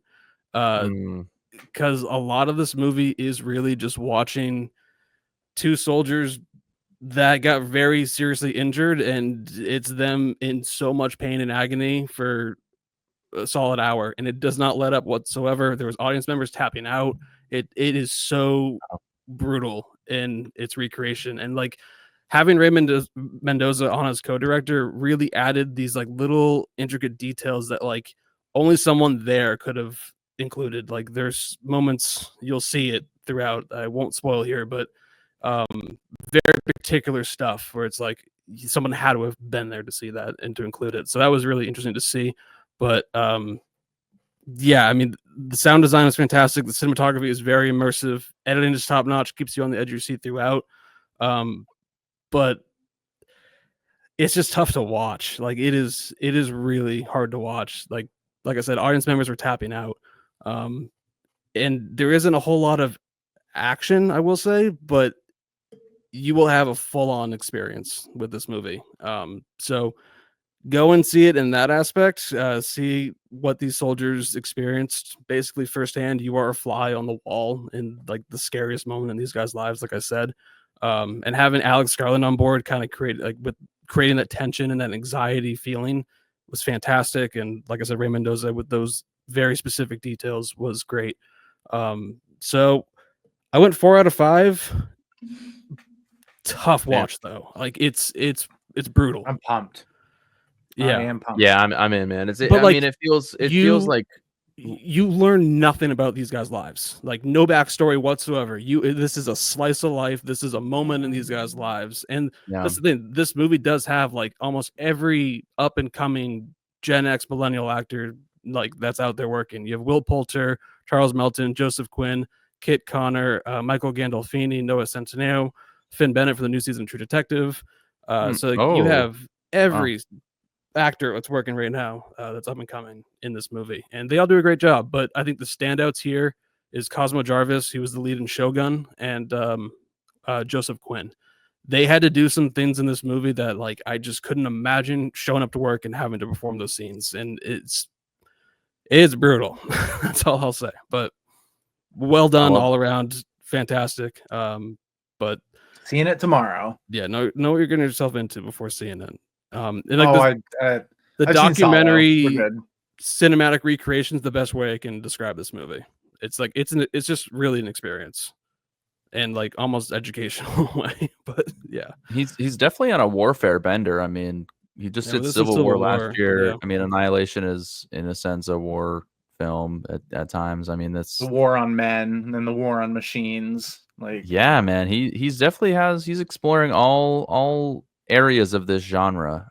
So I can't wait to see it. You know, I like movies that I don't want to watch again for a good reason. You know, it means it was a good film and you don't want to experience that like existential pain again. I mean, that's, you know, there's a reason why we aren't soldiers, because I don't want to experience whatever these men went through. So one of the characters one of the people in the movie, a lot of the characters' names are changed, but the two remain the same. Ray, co-director of the movie, and a guy named Elliot, who's still with us. But Elliot apparently had no memory of this event, and that's part of the reason why Ray Mendoza wanted to make the movie to begin with, because he's like, I remember this exactly how it happened, and basically made the movie to show him. Is like, this is what happened, and he showed the movie, and I guess the guy like, and he wanted to show him this, like, oh, you forgot the worst moment of our life, here, I'll make it for you. Yeah, let's make the most like visceral recreation possible with one of the like best directors working. Yeah, like great. Probably gave him some clarity, I would think, you know, if he really didn't remember it. And like, you'll see it at the end. They do a whole like tribute kind of thing, and you'll see some behind the scenes stuff too. It's very well done, but it's intense. So very good, but yeah, go and see it in theaters for sure. Not like Drop. You can wait for that to see that at home. This one, like, you need to see it in theaters, and then you can just forget about it and never watch it again. Hell yeah. Fair enough. That's how I felt about 12 Years a Slave. Perfect. There you go. All right, then. I guess that's new releases, where we talk about the new releases. Is there anything else that you guys saw over the last couple weeks that you feel like you need to mention on the show? Me and Spencer went and saw Wizard of Oz, that released and playing in theaters. We went and had ourselves a good time with that. Oh yeah. But no, nothing else really. Yeah, The Wizard of Oz. It was playing. The new 4K restoration was actually playing in cinemas near my location. So we went out and saw it at 10 a.m. A 10 a.m. screening, which was insane. They and I were talking like, when have we ever seen a movie this early? For me, it was Star Wars Force Awakens at like 9 a.m.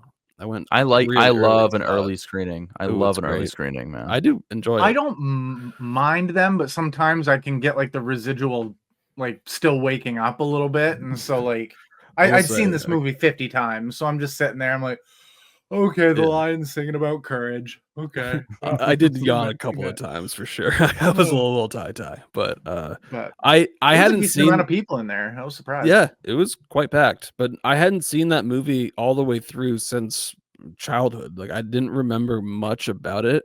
So seeing it like all the way through, especially in theaters and like with Nate, who's like the biggest Wizard of Oz fan of all time, it was a really fun experience. And I have a whole new appreciation for the lion. He was just like the best character ever. So funny, and that performance is fantastic. Yeah, put him up. He's always like fucking breaking down and crying, just like, like so. I didn't bite him. So yeah, it was a great time. But I did catch up on a couple things. I catch up on Novocaine, which I thoroughly enjoyed. I thought that was a very fun time. But that's all I really have to say about it. I agree with you guys on that. But Yeah, Yep, it was that. a cool gimmicky movie. Yeah. What about? It looks like I mean I see it on here, so I don't know if you want to give your opinion about One of Them What? Days. One of Them Days. Yeah. Yeah, what do you think? Funny, right? Kiki Palmer and SZA. Oh, I love SZA. My Also, Maud favorite. Apatow is in the movie as well. Oh, It's actually really funny because they're in a very black neighborhood apartment living complex, and Maud Apatow, just like this pasty white woman, is like the new neighbor, and like everyone's staring. It's really funny. okay. Damn The it. movie is ridiculous, so over the top. At times, it feels like a spoof. But I watched it on my iPhone. Like I had like fun. I enjoyed it. Like it was actually it was an iPad, but it was totally fine. Like I had a good time with it as I was casually watching it while making dinner. Okay, And fair I enough. chuckled a few times. It was better than what I thought it was going to be. Well, So, it's yeah. got like a It's on Netflix. 98% on Rotten It's on Tomatoes. Netflix. Like it's Because that's the thing. Like clearly- when you watch the movie, it's hard to like honestly dislike it because it's just so charming and just like fun. It's silly and ridiculous, but yeah, I don't know. It's got that kind of charm to it that it's kind of hard to resist, like hating it. So that makes sense that it has that high rating. But yeah. It's like Paddington 3, Lost in Peru. It's like it's How so can you like hate Paddington. you can't. That's the thing. Yeah. Is like even if you hate bears and hate marmalade, you can't hate Paddington 3. Even if it doesn't have Sally Hawkins or Yeah, hey man, you know British you setting. can't win them all. You Yeah. can't win them all. Sally Hawkins can't be in every movie. I wish. Oh yeah, she can. All right. Well, Oh, let's move sorry, on what? to the final segment here. We're gonna do something that we haven't done in months, if not like a year. Fuck. If you guys if you still watch the old Screen Junkies, they had a show called Movie Fights, and we spin that off, call it Duel the Dudes. And Shout John, out you made a Eddie theme Sigmund. song. It's specifically for John versus Nate, but we're gonna play it anyways because you put in the work. So here we go. We're gonna appreciate it. do a Let's little do it. Duel the Dudes. Nate has the questions. He's gonna moderate. John and I are going to argue. Gonna have a minute each, I believe, and then a 30-second response. Moving on, I think first to 2 or 3. We'll see how it plays out. And Nate, you're judging just the argument. Try to remove the biases, the personal biases, and just try to hear So out. if I to like the your argument. movie more than John's, but he Yeah. presents his better than you, I would pick That's all it him. is, Pick exactly. And it can't be Yeah. based on who's more handsome tonight. I know Spencer has a cool hat, but that's not fair. Mhm, Disregard okay. the hat. Well, here we go. In the arena of cinematic combat where thousands of movies are filed away in the vaults of their minds, two titans clash. Armed with the knowledge of cinema, actors, directors, they enter a battle of wits amidst the aroma of buttery stale popcorn and the stickiness of cherry cola. Their teeth caked in milk duds would require a jackhammer to pry them apart. With every frame of film etched in their memory, they dance on the edge of cinephile glory. It's the blockbuster bachelor facing off against the East Millinocket mastermind of horror movies. Embrace yourselves for the ultimate showdown where movie history will be made. Duel of the Dudes starts now!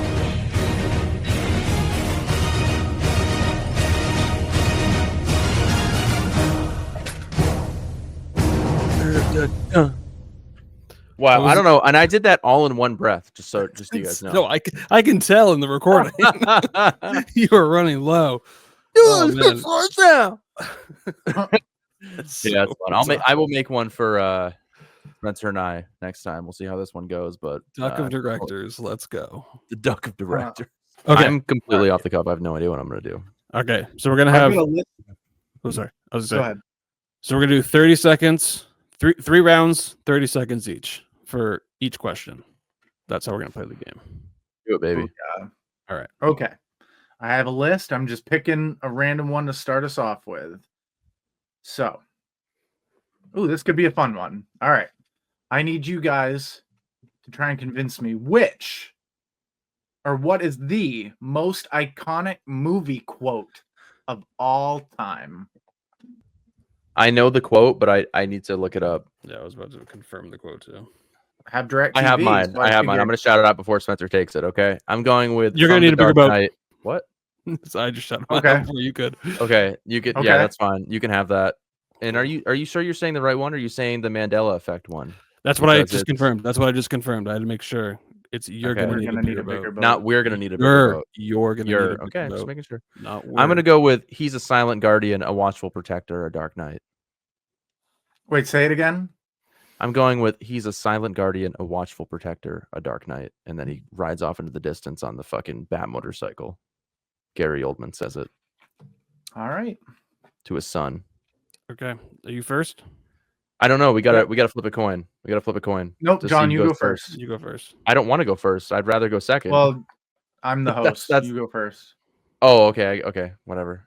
So this is one of the most iconic quotes of all time from one of the most iconic movies of all time about one of the most iconic characters of all time. It encompasses everything about this character, what he is, what he means to the community, what he means to the people around him, what he can achieve without even showing his face. It's just what he's able to do, what he's able to bring, the power he's able to bring into this city, and in everything. He's a protector, he's a guardian, he's everything, and he takes nothing.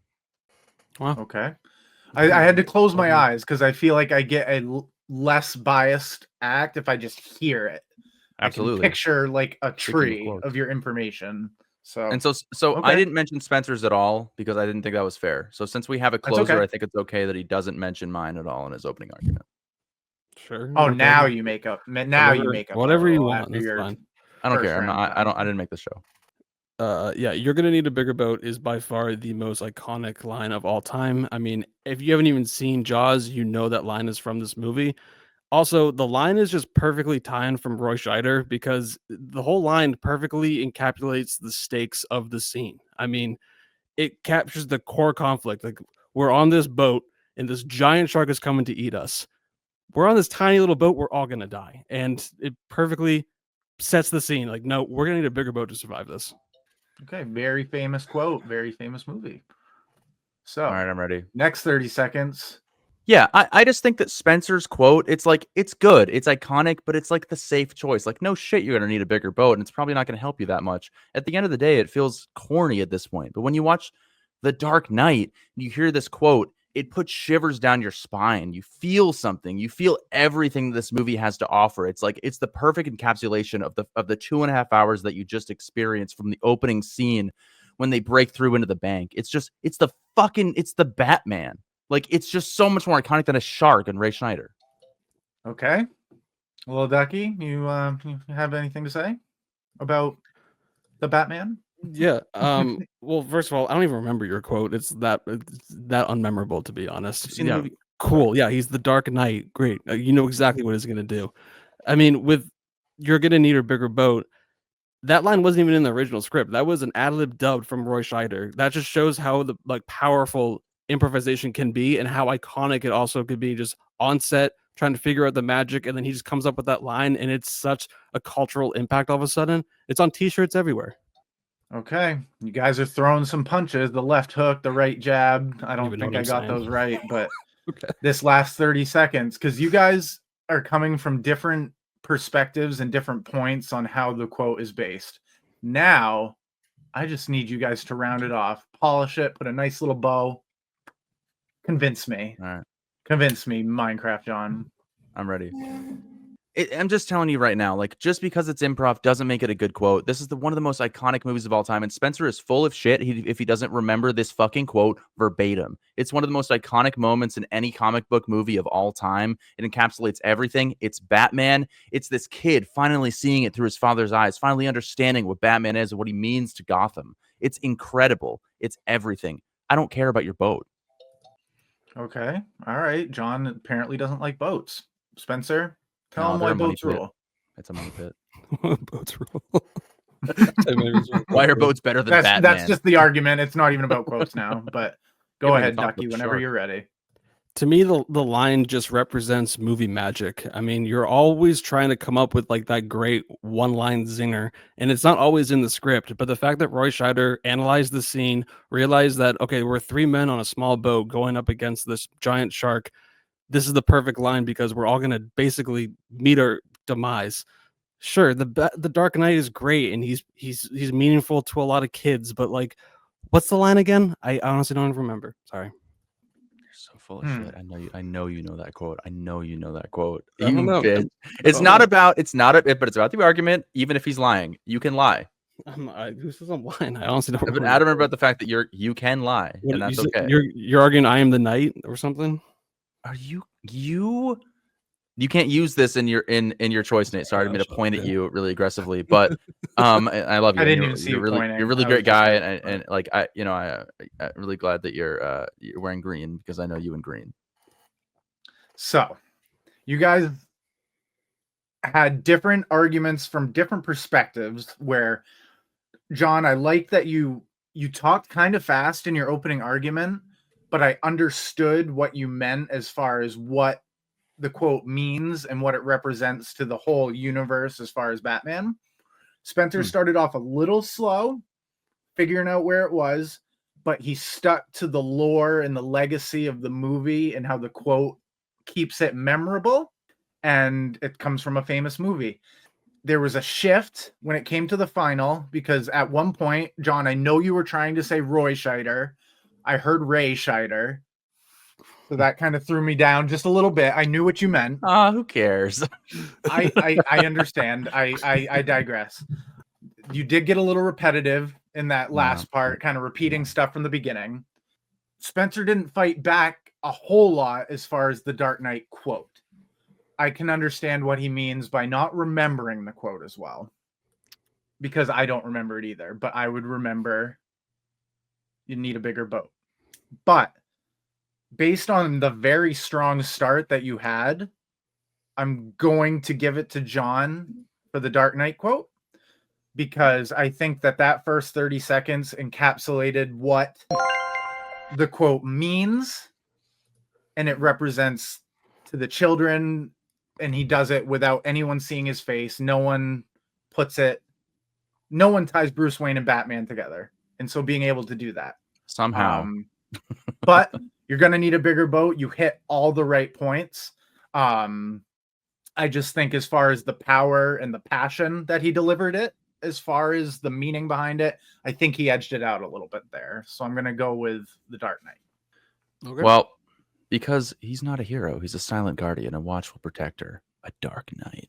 Dun, And dun, that's the thing, dun, is dun, dun. you used the quote for the whole entirety of Batman, where Spencer's quote perfectly encapsulated a improv moment in one of the most horrifying scenes in cinema history. Why don't you come down here, chum some of this shit? And then that happens. So He should have gone with that quote. Good argument, you guys. That was I kind of like being the moderator because I don't have to talk that much. There's no pressure. It's great. It's so much better. Great round one. All right, here we This one I'm saving for. I'm really excited about this one. So, head-to-head battle. Which movie villain would win in a head-to-head battle? Okay, I feel like this one has to go literal in the chat. logic, in-universe logic, in-universe lore, stuff that I guess could be considered canon, could all be valid. Spencer, I think we should do a 3, 2, 1 in the chat here, so I'm not influenced by your choice and you're uninfluenced by mine. Or just type it just when you have it, type it in and don't even worry about the chat. Whoa. Okay. All right. Oh, ooh. That's a fun one. I like this. This is cool. Ooh. At first I saw Spencer smile and all I saw was John's pick, and I'm like, why are you? But now I'm like, oh. But I've never can even I thought about these clarify two something? players against each other. Spencer, do you want a specific Godzilla, or do you want the whole lore of it, of just Godzilla as the character? I mean, I have no choice but to take Josh Brolin's Thanos. So, well, yes, take Godzilla as if he was fucking real. I don't know. Okay, so what we're doing here is Thanos, one of the what's he called? He's one of the Kree gods of the Marvel universe. He's a purple thumb with a Godzilla, one of the most iconic international faces of cinema. So for this one, I think I'm going to have Ducky start round one with his opening argument. 30 seconds on the clock whenever you are ready. Oh, me? Sorry. Okay. Yep. Nope. Take your time if you need like a second to gather yourself. No, I'm good. All So yeah, when I was thinking about this question, I was kind of just thinking of like who is someone that is just almost undefeatable, and yeah, that's Godzilla. I mean, think of how many movies they've made trying to fucking get this motherfucker. I mean, he is constantly just coming back, and if he gets hurt, he just goes and hibernates and comes back even stronger. Thanos can do all fuck Thanos, but Godzilla, he can literally just take out entire cities with like one swoop of the leg. I mean, him going up against a little purple alien, that's hilarious. John, Okay. 3, 2.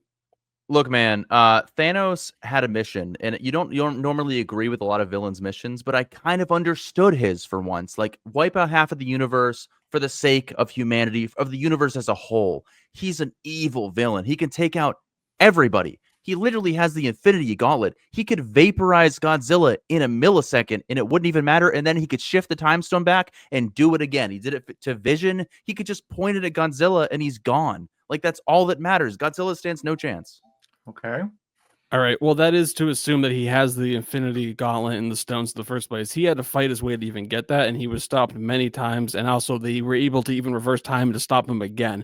Godzilla, we try to get past the Infinity Stones for Godzilla. There's no way. He'll just fucking stomp on him, or he'll pick him up, bite off his head, or eat him and just take a shit, poop him out. Easy, no problem. Thanos is just a tiny little ant to Godzilla. And this is Thanos has his powers for the fucking gauntlet. Godzilla can just stop him immediately from getting those. Okay. Look, man, Thanos Craft has boy? actual powers as well. Okay, he literally has immense superhuman strength. He can cause earthquakes, destroy planets. He can do whatever he wants. He has superhuman agility. Yes, he's a little bit smaller, but sometimes if you're smaller, you're more versatile. Given the time, given the opportunity, I think he could take down Godzilla even without the Infinity Gauntlet. But Thanos is known for having the Infinity Gauntlet, which means he can do just about anything. He can kill anybody, anything with a snap of his. Yeah, no, let's be real here. Godzilla would just grab his like fire-breathing breath, his little roar, and just fucking take out Thanos in one single breath. It would be so easy for Godzilla to just wipe Thanos out. And even if Thanos did get the powers and he tried to wipe the universe, 50% of people will still be alive. Godzilla is going to be one of those 50% of the population still alive, and he's just going to come back and fucking stomp on his ass. There's no way that Thanos could even compare to Godzilla. It's honestly a hilarious argument to begin with. Look, man, I don't even think it's close. Like, Thanos literally has the ability to manipulate matter. He can do whatever he wants. And he is known for having the Infinity Gauntlet. He could just teleport inside of Godzilla and blow him the fuck up from his head. You've seen that happen in films. You could put a nuke inside of his head. You could fly an airplane into his head and blow his head up. You think Thanos can't do that if a regular pilot who abandoned his fucking kamikazes could do it in a movie? Thanos could easily destroy him. It's not even close. It's not even remotely close. Godzilla stands no chance. I'm just going with the lore. Trying to follow that completely. I was a little lost. Okay.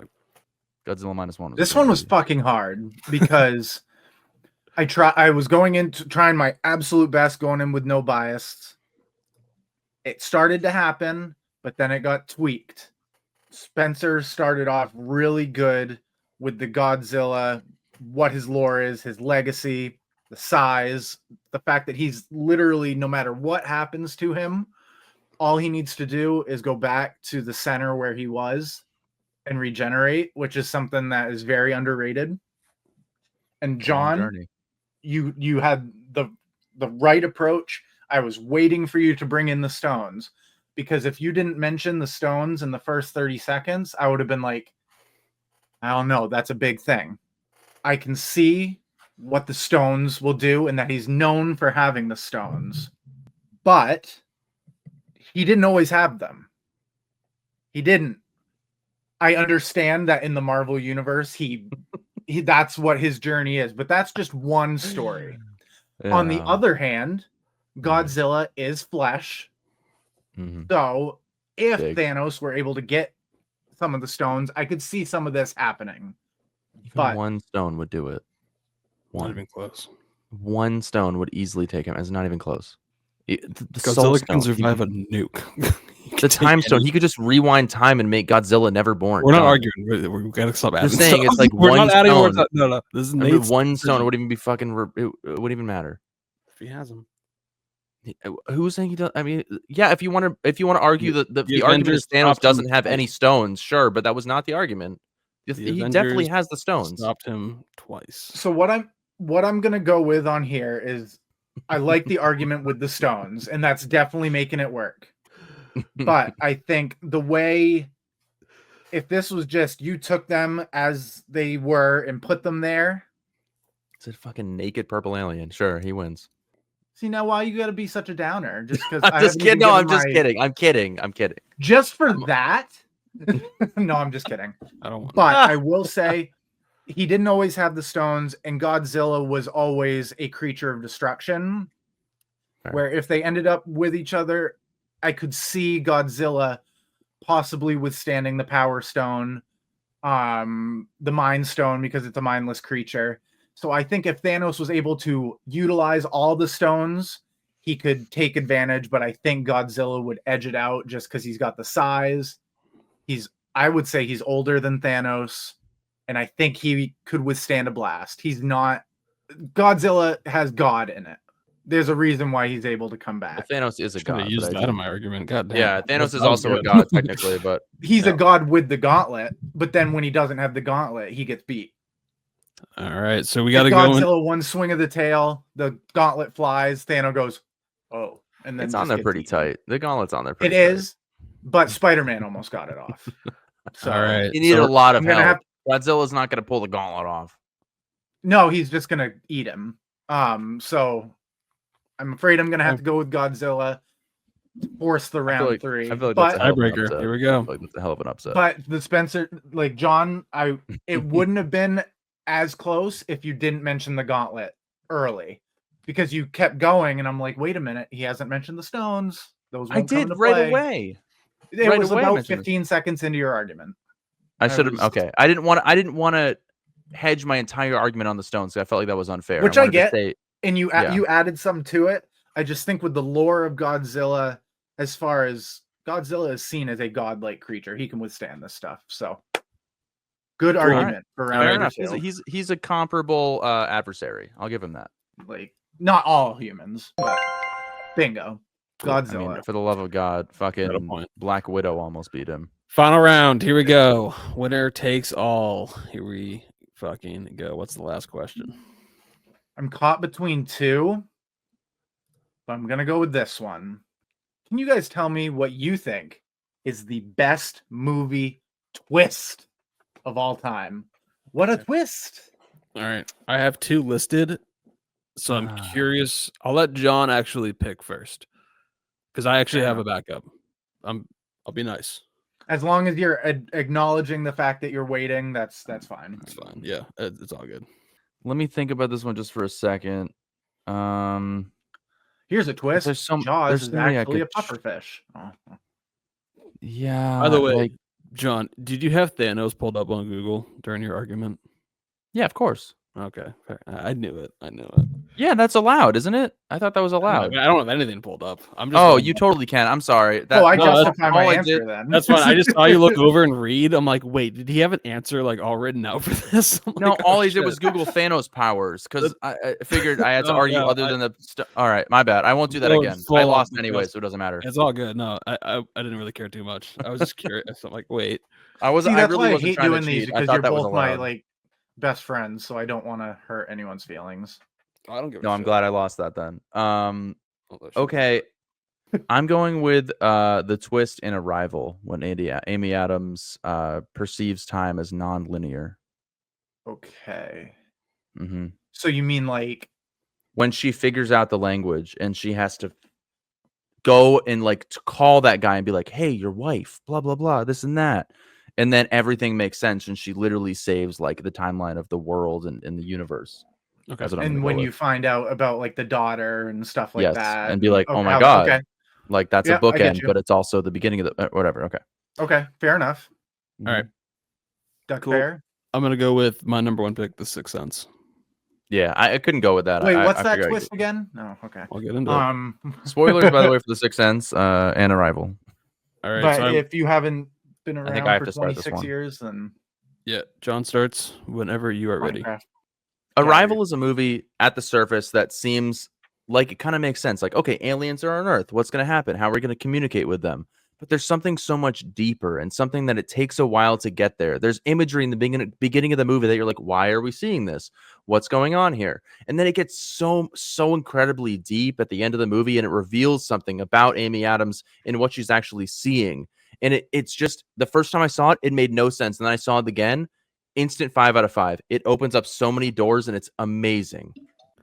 I need more time to talk about that. The Sixth Sense is a quintessential twist. I mean, you look up best movie twist of all time, you're going to see The Sixth Sense at least in the top 3, because this movie, the whole time, Bruce Willis is a ghost, and he's also a child therapist to Haley Joel Osment, who's going through all this trauma. And you're watching this whole movie thinking that he's a real person because you think he's interacting with other people. It's only till when you rewatch it that you realize that he's not interacting with anybody. It's just such a genius twist where you can watch it one way and get a whole experience or a whole story, and watch another way and get a whole different one. Very impressive speed up of the language. I could tell he's got a time coming down. And John, whenever you're ready. I got to think about it. Hold on. Give me a second. No, I want to start you. No, that's not fair. You're my competitor. I got to give me a second to gather my thoughts. No, off the cuff. Okay. You're gone. Look, I mean, The Sixth Sense, yes, it's iconic, but that's what everybody thinks of. There's other movies. There's other things that are more grandiose than that. And that's Arrival. It's like the thought of her perceiving time as nonlinear. It's so deep. It's so mind-bending. It's like, okay, Bruce Willis was dead. Who gives a fuck? Like, they literally said it in a Lonely Island song. Like, it's not a big deal. Okay, it was literally spoiled for thousands of kids and millennials. Like, big deal. It's like, okay, he was a ghost. This one is so much deeper. It's so cool. It's like, oh my God, she's seeing everything at the same time. Her dead daughter. Oh my God. Yeah, like I said, even if you know the twist, you can still watch the movie and look for all those clues. It makes rewatching the movie or watching it with that whole mindset so much more fun. And like you said in your opening argument with Arrival, I mean, that twist was a little confusing, a little convoluted when you first watch it, where the fact is when you have to go outside after seeing the theater and look up articles explaining like what exactly it meant, like what did that conversation mean, it doesn't really have the same effect when you watch The Sixth Sense and that twist happens and you just have that big like holy shit moment where the whole movie you just watches is different. Look, man, The Sixth Sense is a more paint by numbers twist. Like, honestly, you watch it once, you watch it again, you get it, you're done. There's no real other reveals to be had. Like, he was dead, he's not dead, blah, blah, blah. Cool. Enough said. But when you watch Arrival, you can watch that 5 or 6 times and still find more reveals and more interesting dynamic twists that are within that twist. Like, you see Amy Adams talking to the Chinese general and this and that. Like, it's literally the sake of the world at stake. Like, it's not just Bruce Willis being dead. He got shot by a fucking weirdo. And the only reason why you can maybe call it like a cliche twist at this point, whatever the fuck you said, is because it set the groundwork for future twists. It completely set the stage of what a movie twist can do, especially to an audience watching it. Arrival has a really cool and meaningful like moments, especially in the end. But like I said, it's just so confusing where you need to look up like explain videos to really have the full understanding. And when you rewatch it, sure, you have that effect, but you don't get the clues like The Sixth Sense. All right. I love the 30-30-30. I think that's the way to go. That's it. It's so quick. It's so concise. I love it. And that's it, All right? Here's the decider. Yeah, this is up to Nate. All right, that's the end of this Those Movie Dudes podcast. Come tune in next week to find out the winners. No, you guys made this really hard. What do you think, Nat Wolf? Made this really hard because I've known The Sixth Sense even before I watched the movie and how iconic it is. So I like that Spencer hit the fact that it is one of the top 3 of all time that you'll see on any list. But I can also appreciate, John, where you're coming from, where you acknowledge the fact that it took you a second watch, but after that, and you were able to collect it, you got more embraced and involved in the story. So it made it really powerful. When we're going off of one can be more iconic than the other, but one is a little bit more deep. It's not as surface level. I like that you brought up Amy Adams talking with the Chinese general. It added a depth to it in a way where she's telling the audience what she's learned without being right up front about it. But with The Sixth Sense, I can still, like, even though I knew it, that moment when Bruce Willis sees the ring fall, that's a punch. And I can only imagine what people in those screenings saw at that time. I think what were both fantastic arguments. John, you have a lot of passion. and Spencer takes a little more of a technical approach with the way he speaks and gets the point across. Fair enough. I think I'm gonna go based off of. God, I hate freaking doing this. When Spencer asked me to do this, I almost said no. It's so hard. No, this is tough, man. It's two completely different arguments. When I'm thinking of a twist, and even though both had great arguments, I think I'm gonna have to give the edge to The Sixth Sense, mainly because.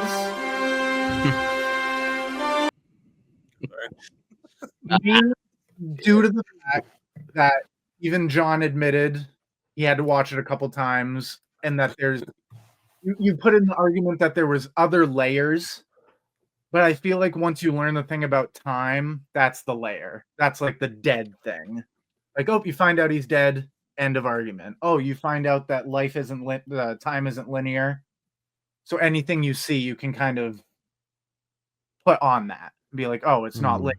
So what I see isn't that. But what about the he got shot by a weirdo argument? I thought that was pretty good. See, like, oh, who cares? If you were able to tell me who it was and like your knowledge of the movie, that might have given you some points. If you're like, hey, that was Donnie Wahlberg. He snuck in because he was one of his patients. He was naked and he shot him. Like, yeah, I mean, I basically implied that by saying he got shot by a weirdo.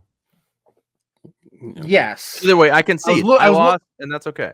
No. And the thing is, I will say you had me going into like the middle of the second leading into the third because I appreciated the depth that your story was telling. But then when Spencer brought in the iconic, the way people reacted and the way that the second time watch reveals those clues, you can do that with Arrival. But when I'm watching Arrival, I'm not necessarily watching it as for a twist. I'm watching it as a story with great performances and visual effects and kind of a unique alien story where The Sixth Sense, what a twist. The movie was going one way and then it is the definition of a twist. So I got to go with The Sixth Sense. I mean, geez, dude. Sixth Sense is a tough one to argue against.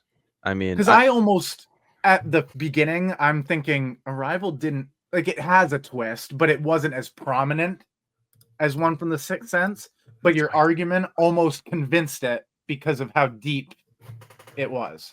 If maybe if you brought in Denis Villeneuve versus M. Night Shyamalan, that could have been something to throw in.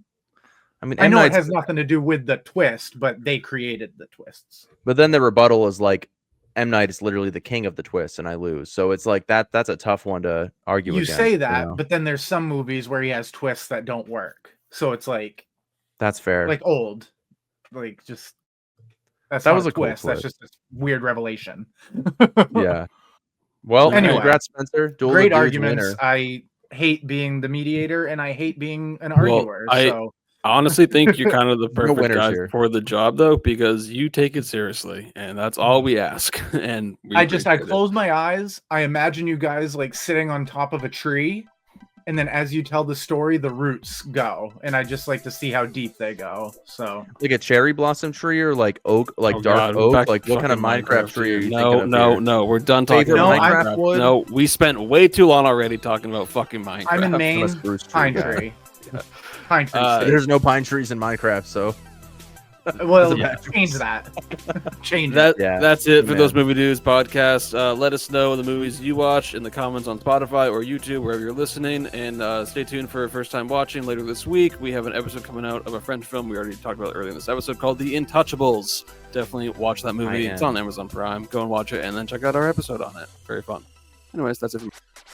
Let's go. At Those Movie Dudes, make sure to check us out on Instagram. That way you never miss an episode. Hit that notification bell on YouTube. Those Movie Dudes podcast, all one word. If you can't find us, that's what you should type in to find us. And that way you'll never miss us. You'll never miss us because we miss you. I would just like to thank all of our listeners. Movie Thong, if you are still out there, this is for you. And this is for all of the kids out there that just didn't quite make it. You still have a chance. This is for you.